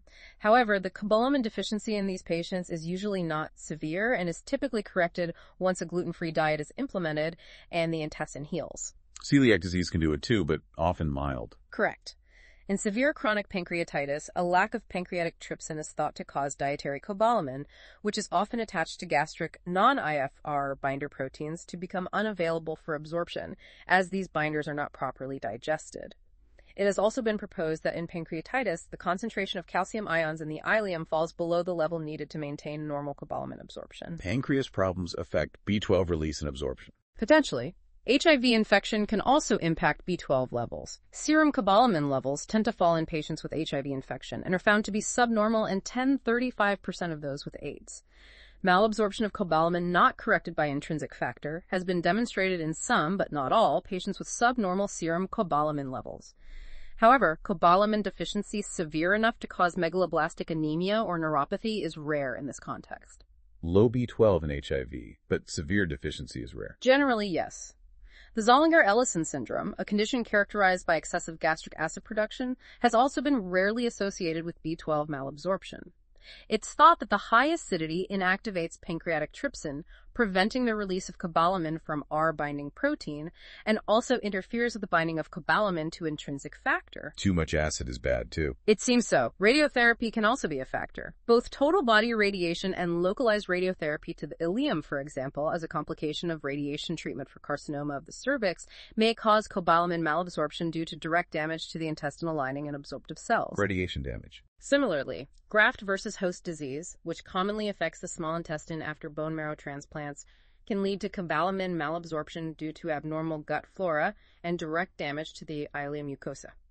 And finally, certain drugs have been reported to cause malabsorption of cobalamin, as listed in Table 99-4. However, it's important to emphasize that megaloblastic anemia specifically due to these drugs is rare. We should reiterate the point about metformin. It's been suggested that metformin lowers serum B12 by lowering the transcobalamin I level rather than causing a direct malabsorption of B12 itself, so it's not a gut absorption issue. Wow, that's an exhaustive list of ways B12 can fail to make it into the bloodstream. It truly is a complex absorption pathway, with many potential points of failure, from the stomach all the way to the ileum. But even if it's absorbed into the blood perfectly, there can still be problems with its metabolism and utilization once it's inside the body's cells, right? These post-absorption challenges seem to add another layer of complexity for a truly elite understanding. That's a crucial distinction for a professional-level understanding. Even with proper absorption, problems can arise with how the body processes and uses cobalamin once it's within the cells. These are broadly categorized as abnormalities of cobalamin metabolism. Problems using it, not just getting it. Exactly. One such condition is congenital transcobalamin to second deficiency or abnormality. Infants with this rare genetic defect usually present with megaloblastic anemia within just a few weeks of birth. Interestingly, their serum cobalamin and folate levels are typically normal. Normal B12 level, but still deficient functionally. Precisely, which makes diagnosis tricky and can be misleading. However, the anemia responds dramatically to massive, such as 1 milligram 3 times weekly, intramuscular injections of cobalamin, because these large doses effectively bypass the non-functional TC2 transport system, relying on that small passive absorption. Big shots overcome the transport defect. Yes. Some cases may also show neurological complications, highlighting the critical role of TC-testis in delivering B12 to the nervous system. The defect can involve the TC-test part protein being present but functionally inert, unable to deliver cobalamin to cells. Genetic abnormalities identified include mutations of an intraexonic cryptic splice site, extensive deletions, single nucleotide deletions, nonsense mutations, and even RNA editing defects in the gene. Cobalamin malabsorption, despite normal IF, occurs in all cases, and serum immunoglobulins are usually reduced. Critically, failure to institute adequate cobalamin therapy or treating only with folic acid can lead to severe and irreversible neurological damage. Danger of treating with just folate here. Absolutely critical point, because the problem isn't a lack of B12 in the body, but a lack of its delivery to the cells that need it. Another group of conditions is congenital methylmalonic acidemia and aciduria. Infants with this abnormality are typically very ill from birth, presenting with severe symptoms like vomiting, failure to thrive, severe metabolic acidosis, ketosis, and mental retardation. The anemia, if present, is a key distinguishing feature here. It is normocytic and normoblastic. Normal-sized cells, not megaloblastic. Right, meaning the red cells are of normal size and mature normally, which is different from the megaloblastic anemia we've been discussing due to B12 or folate deficiency, though some combined forms exist.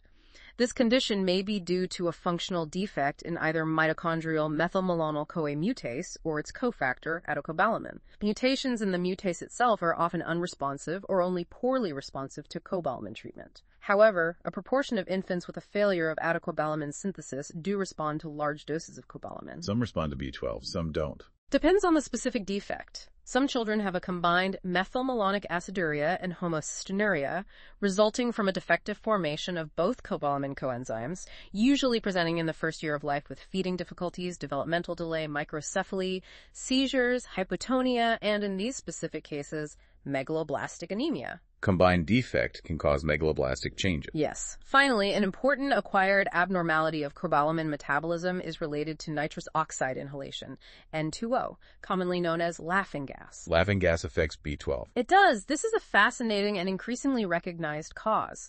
Nitrous oxide irreversibly oxidizes methylcobalamin to an inactive precursor, which in turn inactivates methionine synthase, that crucial enzyme involved in the folate B12 interplay. Knocks out methionine synthase. Correct. Megaloblastic anemia has been observed in patients undergoing prolonged N2O anesthesia, such as those in intensive care units.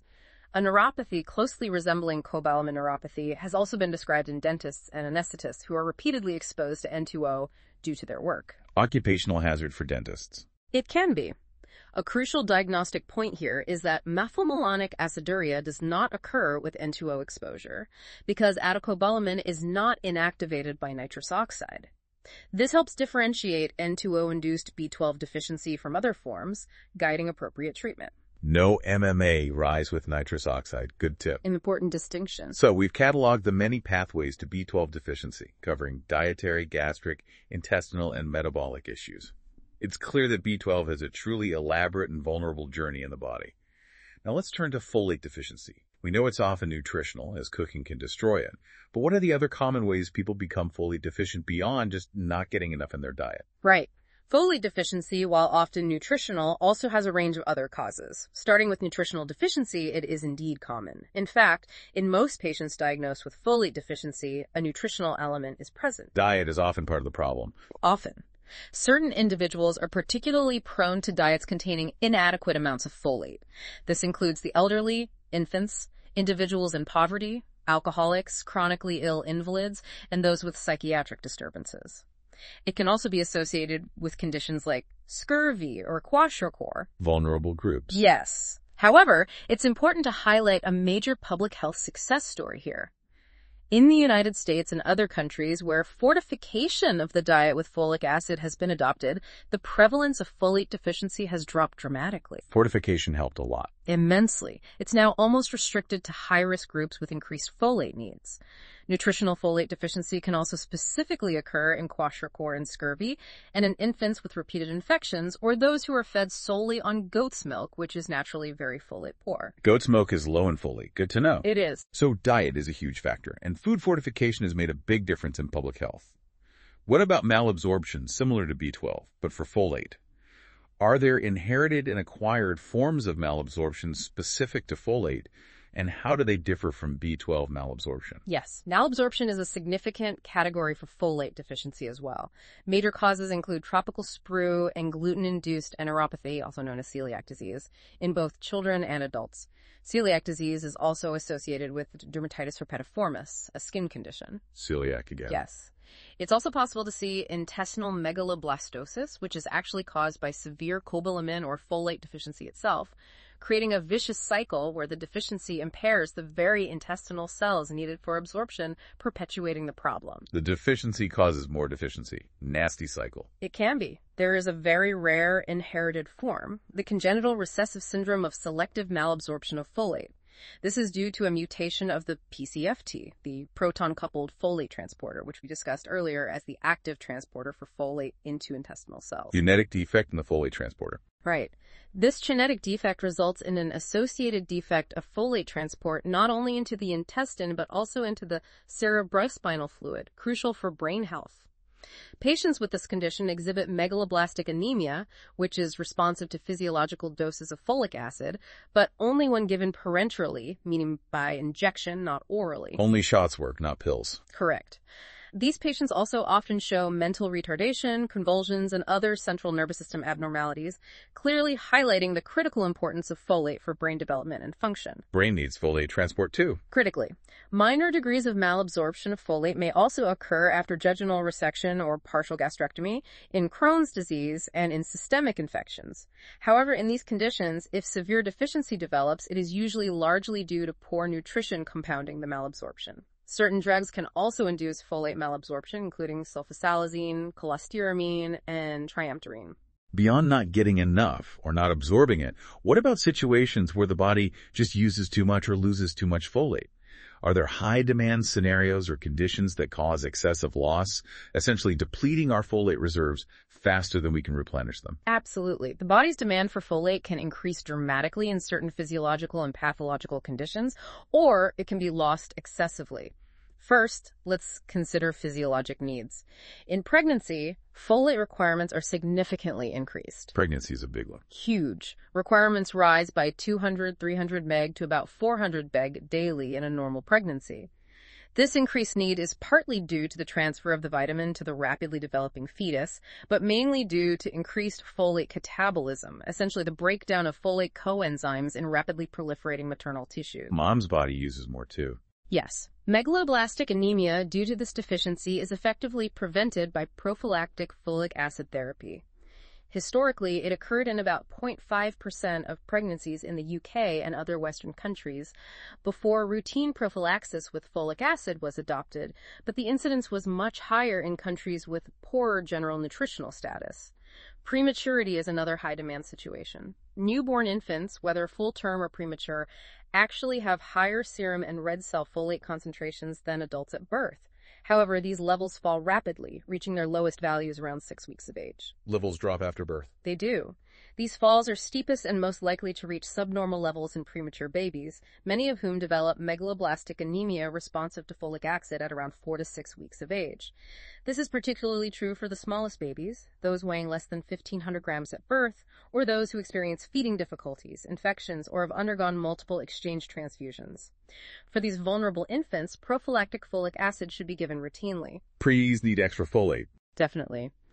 Now, for pathologic conditions leading to excess utilization or loss, In hematologic diseases, folate deficiency frequently occurs in chronic hemolytic anemias, such as sickle cell disease, autoimmune hemolytic anemia, and congenital spherocytosis. Conditions where red cells break down fast. Exactly.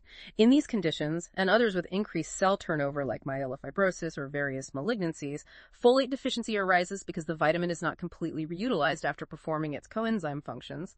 The rapid cell production simply depletes stores faster than they can be replenished. High turnover uses up folate. Correct.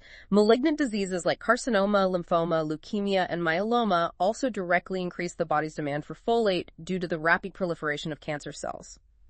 Chronic inflammatory diseases such as tuberculosis, rheumatoid arthritis, Crohn's disease, psoriasis, exfoliative dermatitis, bacterial endocarditis, and chronic bacterial infections cause deficiency by both reducing appetite, thus lowering intake, and increasing the demand for folate due to the inflammatory processes and rapid cell turnover for repair. Systemic infections may also cause malabsorption. Severe deficiency in these contexts is virtually confined to patients with the most active disease and the poorest diet. Inflammation is a big drain on folate. It can be. Homocystinuria is a rare metabolic defect in the conversion of homocysteine to cystathionine. Folate deficiency occurring in most of these patients may be due to excessive utilization because of a compensatory increased conversion of homocysteine to methionine, trying to shunt homocysteine through an alternative pathway. Patients undergoing long-term dialysis, both hemodialysis and peritoneal dialysis, are also at high risk because folate is only loosely bound to plasma proteins and is easily removed from the plasma during the dialysis process. Dialysis removes folate. Easily. In patients with concurrent anorexia, vomiting, infections, and hemolysis, folate stores are particularly likely to become depleted. Therefore, routine folate prophylaxis is now standard for these patients. Lastly, in some patients with congestive heart failure and liver disease, excess urinary folate losses of over 100 EG per day may occur. The explanation appears to be the release of folate from damaged liver cells that are not functioning optimally. Losing it in the urine with heart or liver disease. It can happen. It's clear how critical folate is when cells are rapidly dividing or the body's under stress, leading to a much faster depletion than B12. What about drugs that inadvertently interfere with folate metabolism, causing deficiencies as a side effect? This seems like a crucial area for medical professionals to be aware of. This is a very important category, as drug-induced folate deficiencies can certainly occur. A large number of epileptics who are on long-term therapy with anticonvulsant drugs like phenytoin or primidone, with or without barbiturates, often develop low serum and red cell folate levels. Seizure meds affect folate. They can. The exact mechanism by which these drugs interfere with folate metabolism is still unclear, but it's a recognized side effect. Alcohol may also act as a folate antagonist. Patients who are drinking spirits, for example, may develop megaloblastic anemia that will respond to normal quantities of dietary folate or to physiological doses of folic acid, but only if alcohol is withdrawn. Alcohol itself can block folate use. It seems so.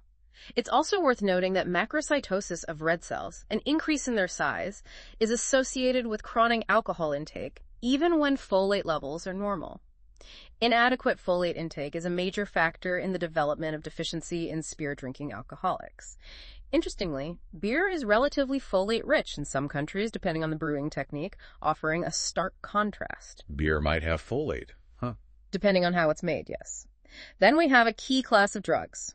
The dihydrofolate reductase inhibitors.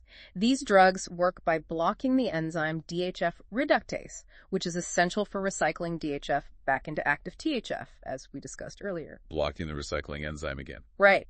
Methotrexate has the most powerful action against the human enzyme and is a potent antifolate used widely in chemotherapy and autoimmune conditions. Pyrimethamine's activity is intermediate, while trimethoprim is most active against the bacterial enzyme and is likely to cause megaloblastic anemia only when used in conjunction with sulfamethoxazole, especially in patients who already have a pre-existing folate or cobalamin deficiency. But methotrexate is the big one here. It is. The crucial antidote to these drugs, which effectively bypasses the blocked enzyme, is folinic acid, also known as 5-formyl-THF. It's given to rescue cells from the toxic effects of these antifolates. Folinic acid is the rescue. Exactly. Finally, on the genetic side, there are some very rare congenital abnormalities of folate metabolism. Some infants with specific congenital defects of folate enzymes, such as cyclohydrolase or methionine synthase, have been reported to have megaloblastic anemia. These cases, while very rare, clearly illustrate the precise enzymatic requirements for normal folate metabolism. So sometimes it's the treatment for another condition that inadvertently causes a folate problem, underscoring the importance of understanding drug interactions and their metabolic impact. We've gone through the causes of both B12 and folate deficiency in immense detail. Now let's shift gears and talk about diagnosing these conditions. What are the key lab tests and what are the complexities and nuances in interpreting them to avoid misdiagnosis, especially for those cases that aren't straightforward? This is key for professional mastery. Absolutely. Historically, the diagnosis of cobalamin or folate deficiency largely relied on recognizing the characteristic abnormalities in the peripheral blood and bone marrow. However, modern diagnostics have added layers of sophistication, though also new challenges in interpretation. More tests, but more complexity too. Precisely. Let's start with serum cobalamin, which is often the first test. This is typically measured by automated enzyme-linked immunosorbent assay, ELISA, or competitive binding luminescence assay, CBLA. Normal serum levels generally range from a 118-148 pMol or 160-200 NGL up to about 738 pMol or 1,000 NGL. Okay, the standard B12 test. Right. In patients with megaloblastic anemia due to cobalamin deficiency, the level is usually quite low, typically less than 74 pMol or 100 NGL. Generally, the more severe the deficiency, the lower the level will be. Crucially, in patients with spinal cord damage due to B12 deficiency, levels can be very low even in the absence of anemia. Neurosymptoms can happen with normal blood counts. Yes, highlighting that neurological symptoms can precede haematological ones, making early detection vital. Values between 74 and 148 pMol or 100 and 200 NGL are considered borderline. These borderline levels can occur in several situations that don't necessarily indicate a true B12 deficiency requiring treatment. Borderline levels are tricky. They are. For instance, they may be seen in pregnancy in patients with megaloblastic anemia due to folate deficiency, due to the methylfolate trap, or due to heterozygous, homozygous, or compound heterozygous mutations of the TCN1 gene that codes for haptocorin, TCI, where there is often no clinical or hematologic abnormality. The serum cobalamin level is generally robust, cost-effective, and convenient for ruling out deficiency in the vast majority of patients suspected of having this problem. However, a major problem has arisen with commercial CBLA assays that involve intrinsic factor when testing pernicious anemia PA patients. The assay interference issue. Yes, these assays can unfortunately cause false normal serum vitamin B12 levels in up to 50% of PA patients who have intrinsic factor antibodies in their serum. Half of PA patients might have a normal B12 test result. That's huge. It is a major pitfall. Therefore, if the clinical indications of PA are strong, a normal serum vitamin B12 result does not rule out the diagnosis. In such cases, serum ethylmalonic acid MMA levels will be elevated, which becomes a crucial confirmatory test that indicates a functional B12 deficiency despite a normal total B12 level. Need MMA if PA is suspected and B12 is normal. Critically important. It's also important to be aware of situations where B12 levels might be misleadingly low but do not indicate a true B12 deficiency. These include folate deficiency, haptocorin, TCI deficiency, the use of oral contraceptives, and multiple myeloma. Conversely, high serum B12 levels are usually due to raised serum TCI levels and can be caused by liver diseases, renal diseases, myeloproliferative diseases, or even cancers of the breast, colon, or liver. This means even a high B12 level requires careful interpretation. So the B12 level itself isn't always straightforward. It really is a detective game, putting all the clues together. What about those other markers we mentioned? Methylmalonate and homocysteine. How do they fit into this diagnostic puzzle, and what are their specific nuances, given they're described as more functional markers? Serum methylmalonate, MMA, and homocysteine are considered more functional markers because they reflect the actual biochemical impact of the deficiencies, going beyond just the circulating vitamin levels. Show what's happening metabolically. Exactly. In patients with cobalamin deficiency severe enough to cause anemia or neuropathy, the serum MMA level is invariably raised. Sensitive methods for measuring both MMA and homocysteine in serum have been introduced and are highly recommended for the early diagnosis of cobalamin deficiency, even in the absence of overt hematologic abnormalities or subnormal levels of serum cobalamin. Catching it earlier with MMA and homocysteine. That's the goal. These are more sensitive markers of the underlying metabolic dysfunction, detecting it before it fully manifests. However, they come with their own complexities. For example, serum MMA levels can fluctuate significantly in patients with renal failure, which can complicate interpretation and lead to false positives. Kidney problems mess up MMA levels. They can. Furthermore, mildly elevated serum MMA and/or homocysteine levels occur in up to 30% of apparently healthy volunteers, even when their serum cobalamin levels are seemingly normal, up to 258 pmol or 350 ngl, and with normal serum folate. Similarly, about 15% of elderly subjects, even with cobalamin levels above 258 pmol, exhibit this pattern of raised metabolite levels. Healthy people can have high levels too. Confusing. It is. These findings bring into question the exact cutoff points for what constitutes normal MMA and homocysteine levels, and it's currently unclear whether these mildly raised metabolite levels in otherwise healthy individuals have any significant clinical consequences that require intervention. Serum homocysteine, while useful, is also raised in both early cobalamin and folate deficiency. Homocysteine up in both B12 and folate deficiency. Right, making it less specific than MMA for differentiating between the two, as it points to a problem in the common pathway but not which vitamin is lacking. Moreover, homocysteine levels can be raised in numerous other conditions, including chronic renal disease, alcoholism, smoking, pyridoxine deficiency, hypothyroidism, and therapy with various drugs like steroids, cyclosporine, and others. Lots of other things raise homocysteine too. Many things. Levels are also naturally higher in serum than in plasma, in men than in premenopausal women, in women taking hormone replacement therapy or oral contraceptives, and in elderly persons. They can also be elevated in patients with several rare inborn errors of metabolism affecting the transsulfuration pathways of homocysteine metabolism. Therefore, homocysteine levels must be very carefully interpreted in conjunction with other clinical findings and tests to accurately diagnose cobalamin or folate deficiency. It truly sounds like a detective game, putting all the clues together from these different lab tests and understanding their limitations and nuances. Once a deficiency is established, what specific tests help pinpoint the exact cause of that deficiency, allowing for truly targeted and effective treatment, moving beyond just vitamin replacement? This seems critical for that professional approach. Absolutely. Once a deficiency is strongly suspected, the next crucial step for an elite professional is to determine its underlying cause, which is absolutely crucial for appropriate long-term treatment. For cobalamin deficiency, the initial step often involves a thorough dietary assessment. Ask about the diet first. Always. Only strict vegans, strict vegetarians, or individuals living on grossly inadequate diets will develop vitamin B12 deficiency solely due to insufficient intake. This is determined through detailed history taking and dietary recall.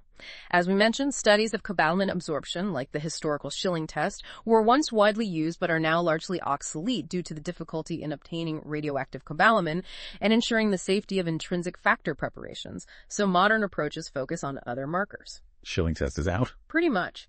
For diagnosing pernicious anemia, PA specifically, several tests are used. Serum gastrin levels are typically raised in PA due to the lack of stomach acid feedback. Serum pepsinogen I levels are low in 92% of PA patients, though they can also be low in other conditions affecting stomach function. Gastrin and pepsinogen levels help. Yes. Gastric endoscopy with biopsy is also employed for direct visualization and histological confirmation of the characteristic gastric atrophy. Furthermore, tests for intrinsic factor, IF, and parietal cell antibodies are critical, as these are the immunological hallmarks of PA. Antibodies are key for PA. Very key. If an intestinal cause is suspected, then tests for individual intestinal diseases, such as imaging for a stagnant loop or celiac serology for gluten enteropathy, would be pursued. It's important to be aware of coexisting deficiencies, which can complicate the picture. Patients with atrophic gastritis, for example, may have sufficient occult gastric bleeding to cause iron deficiency alongside their B12 deficiency. Can have low iron and low B12 together. Yes. Iron deficiency is far more common than B12 deficiency, and in people older than 60 years, B12 deficiency may accompany iron deficiency in 15-20% of cases.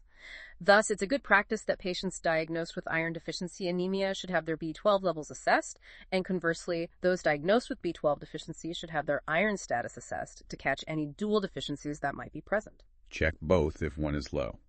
Good practice. It is. For folate deficiency diagnosis, we rely on different assays. Serum folate is measured by an ELISA technique. The normal range is typically from 11 mol 2 mg to about 82 len mol 15 nigl. Serum folate levels are low in all folate-deficient patients. However, serum folate reflects recent dietary intake. Serum folate shows recent diet, not long-term stores. Correct. So it may be low even before there is clear hematologic or biochemical evidence of a long-standing deficiency. This is important to remember. Interestingly, serum folate can paradoxically rise in severe cobalamin deficiency due to the methylfolate trap, where 5-MTHF accumulates in the plasma because it can't be converted to active intracellular forms. High serum folate and B12 deficiency. Counterintuitive. It is, due to the trap. Raised levels have also been reported in the intestinal stagnant loop syndrome due to the absorption of bacterially synthesized folate, which can be misleading. The red cell folate assay is a more valuable test for assessing body folate stores. Red cell folate shows body stores. Better long-term picture. Exactly. It is less effective than the serum assay by recent diet or traces of hemolysis, providing a more accurate long-term picture of the body's reserves. Normal concentrations range from 880 to 309 520 minizo, 160 640 minizel of packed red cells. Subnormal levels occur in folate deficiency, but also in nearly two-thirds of patients with severe cobalamin deficiency, again because of the methylfolate trap, as active folate isn't being trapped in red cells. Low red cell folate and B12 deficiency too, that trap again. Yes. It affects both serum and red cell measures. False normal results may occur if a folate-deficient patient has recently received a blood transfusion or has a raised reticulocyte count, as these introduce new folate-replete cells. As we discussed, serum homocysteine can also be used, but its nonspecificity means it needs to be interpreted very carefully in context with other findings. To find the cause of folate deficiency, a detailed diet history is essential, asking about cooking habits and dietary restrictions. Tests for transglutaminase antibodies are performed to confirm or exclude celiac disease, and if positive, a duodenal biopsy is needed for definitive confirmation. Finally, any underlying disease causing increased folate breakdown, such as chronic hemolytic anemias or inflammatory conditions, should also be excluded, as these will lead to increased utilization. We've now gone through the causes in depth and how to diagnose them with all their complexities. Once a diagnosis is made, how do we treat these conditions? Is it simply a matter of giving vitamins, or is there more to it than that for long-term management and preventing recurrence? The treatment of megaloblastic anemias requires careful consideration and a targeted approach. The general principle is to establish which of the two deficiencies, folate or cobalamin, is the true root cause of the anemia, and then to treat only with the appropriate vitamin. Treat the right deficiency. Sounds obvious but critical. Absolutely critical due to the significant and devastating risk of masking cobalamin neuropathy if only folate is given, allowing the neurological damage to progress silently and irreversibly even as the blood count improves. Don't want to hide B12 nerve damage with folate. Precisely. In patients who are severely ill upon hospital admission, however, it may be necessary to initiate treatment with both vitamins in large doses, but only after blood samples for cobalamin and folate assays and, if deemed necessary, a bone marrow biopsy have been performed to clarify the primary deficiency. Treat both initially if very sick, but get labs first. Yes. Transfusion of red blood cells is usually unnecessary and in fact often inadvisable, as the body will rapidly produce new red cells once the deficiency is corrected, leading to a brisk reticulocytosis. Usually don't need transfusion. Usually not. If transfusion is absolutely essential due to severe symptoms, such as cardiorespiratory compromise, packed red cells should be given slowly, perhaps only 1 or 2 units, and with the usual treatment for heart failure if the patient has signs of it. Potassium supplements have sometimes been recommended to prevent hypokalemia, a drop in potassium levels, which can occur as new red blood cells rapidly take up potassium, but they are generally not necessary in most cases. Potassium drop is usually not an issue. Generally not. Occasionally, an excessive rise in platelets can occur within 1-2 weeks of therapy, known as thrombocytosis. If the platelet count rises significantly, perhaps above 800 AA109L, antiplatelet therapy, such as aspirin, should be considered to prevent clotting complications due to the hypercoagulable state. Platelets can shoot up. Need aspirin, maybe? Can happen. Let's start with specific B12 treatment. It sounds like lifelong therapy is often the case, especially for conditions like pernicious anemia, where the underlying problem isn't reversible. For most patients who have developed cobalamin deficiency, particularly those with pernicious anemia or conditions causing irreversible malabsorption, it is usually necessary to treat them with lifelong regular cobalamin injections. Lifelong shots for most. Yes. In the UK, hydroxycobalamin is the preferred form, while in the United States, cyanocobalamin is commonly used. The choice between them often depends on national guidelines and availability, with hydroxycobalamin generally having better tissue retention. Hydroxo versus cyanocobalamin. In a few instances, the underlying cause of cobalamin deficiency can be permanently corrected, For example, eliminating a fish tapeworm, successfully treating tropical sprue with antibiotics, or surgically correcting an intestinal stagnant loop. In these rare cases, lifelong therapy may not be needed, but they are the exception rather than the rule. The indications for starting cobalamin therapy are clear. Well-documented megaloblastic anemia or other clear hematologic abnormalities, and any presence of neuropathy due to the deficiency.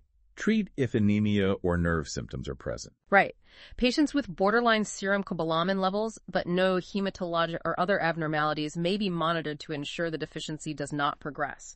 However, if malabsorption of cobalamin or a rise in serum methylmalonic acid levels has been demonstrated, therapy is usually initiated to prevent future complications. Treat borderline cases if MMA is high or absorption is bad. Generally, yes.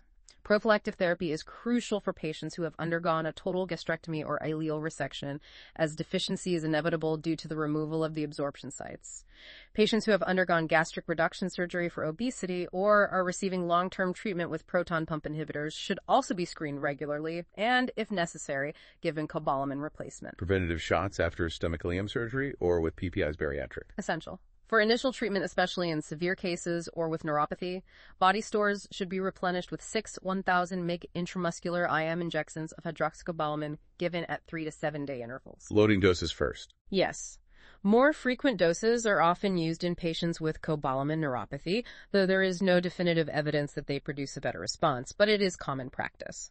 Allergic reactions to B12 injections are rare, but can occur and may necessitate desensitization or antihistamine or glucocorticoid cover. For maintenance therapy, 1,000 beg of hydroxycobalamin IM once every 3 months is generally satisfactory.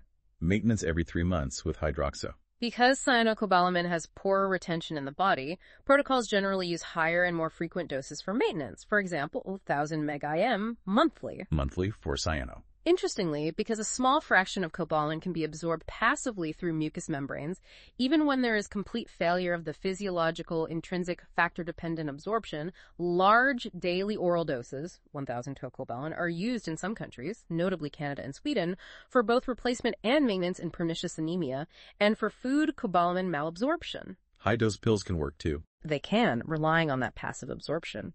Sublingual therapy, where tablets dissolve under the tongue, has also been proposed for those with bleeding tendencies, where injections are risky or who may not tolerate oral therapy. If oral therapy is used, monitoring compliance is essential, particularly with elderly or forgetful patients, as adherence is key for a lifelong condition. Compliance is key with pills. Absolutely.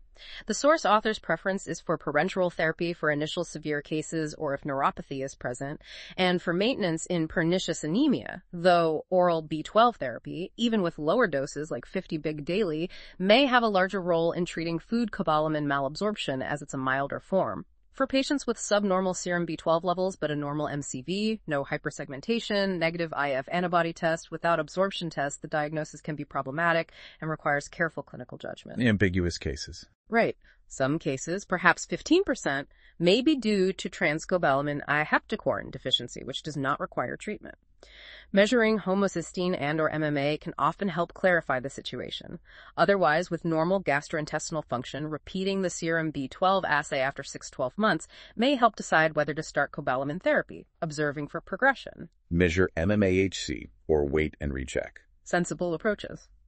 It's also worth noting that B12 injections are used in a wide variety of diseases, often neurological, such as multiple sclerosis and chronic fatigue syndrome myalgic encephalomyelitis, ME.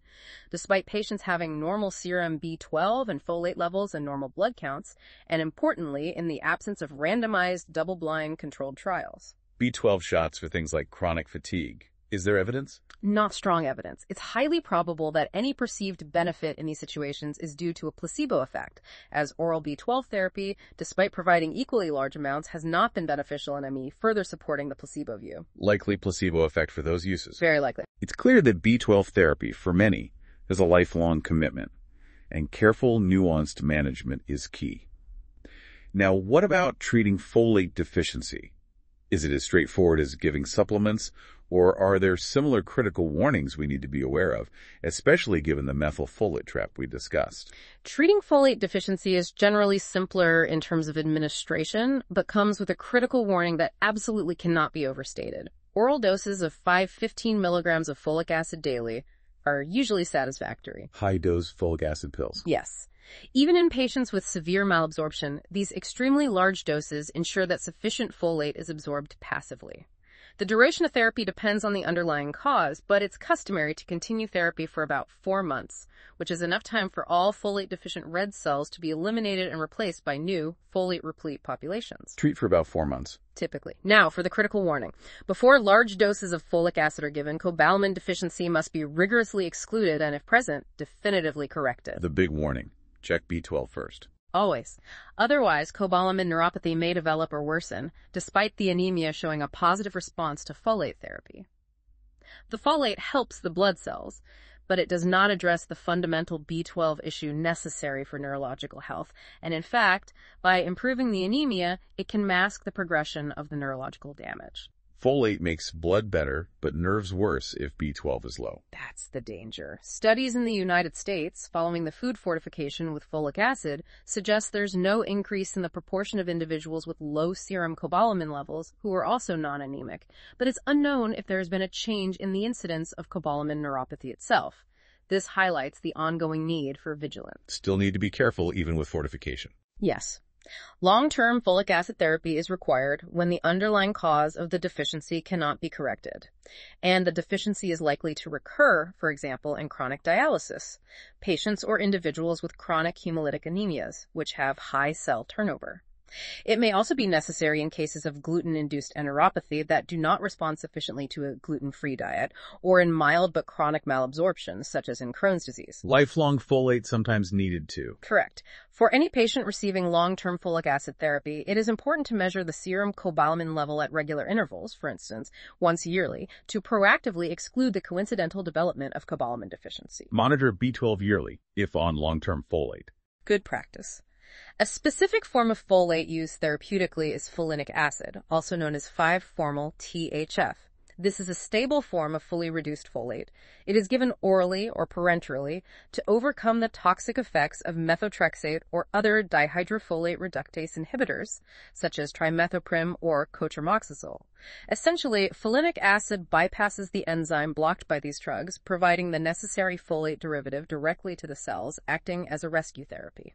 Folinic acid bypasses the block from drugs like methotrexate. Exactly. It's a powerful reminder of how carefully these deficiencies must be managed, given the interconnectedness of these two vitamins and the severe consequences if not done correctly. Finally, let's talk about public health strategies, specifically prophylactic folic acid, which we touched on briefly with neural tube defects.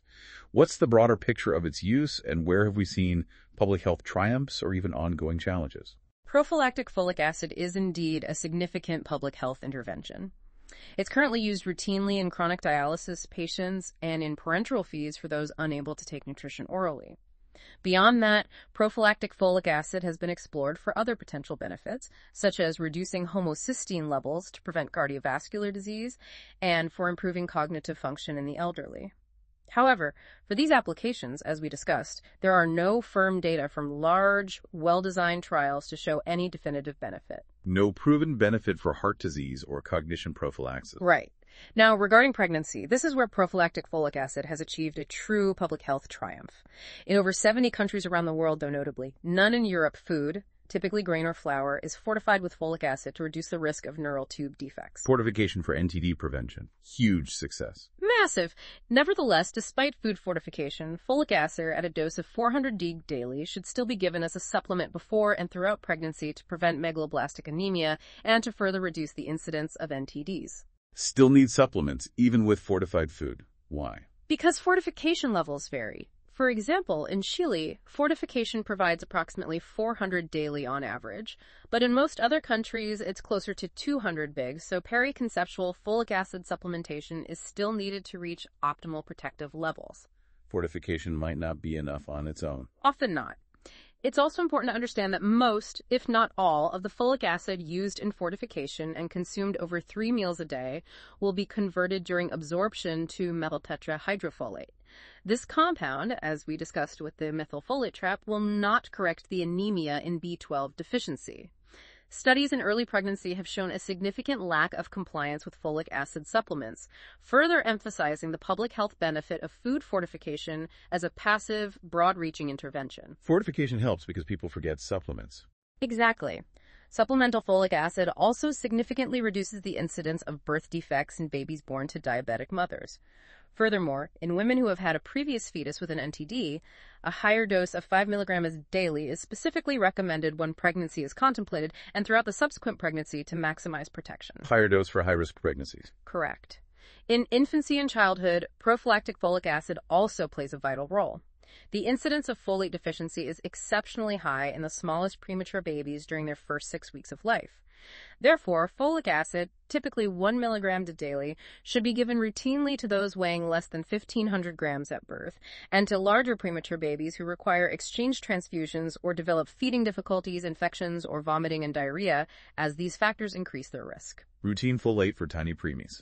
Yes. The World Health Organization currently recommends routine supplementation with iron and folic acid in children in countries where iron deficiency is common and child mortality, largely due to infectious diseases, is high. However, there's a complex nuance here. Some studies suggest that in areas where malaria rates are high, this approach may increase the incidence of severe illness and death. Iron and folate might worsen malaria. Potentially, possibly, by making iron and folate available to the malaria parasite. Even in areas where malaria is rare, there appears to be no survival benefit from universal iron-folate supplementation. This illustrates the complex interplay of public health interventions with local disease prevalence and nutritional status, requiring careful, context-specific approaches. Need to be careful with universal supplementation in some areas. Very careful. Finally, to truly master this topic, like the elite professionals in this field, we need to address those cases where it looks like megaloblastic anemia, but neither B12 nor folate is the direct cause. What's going on in these situations where the defect lies outside the two primary vitamins? Right.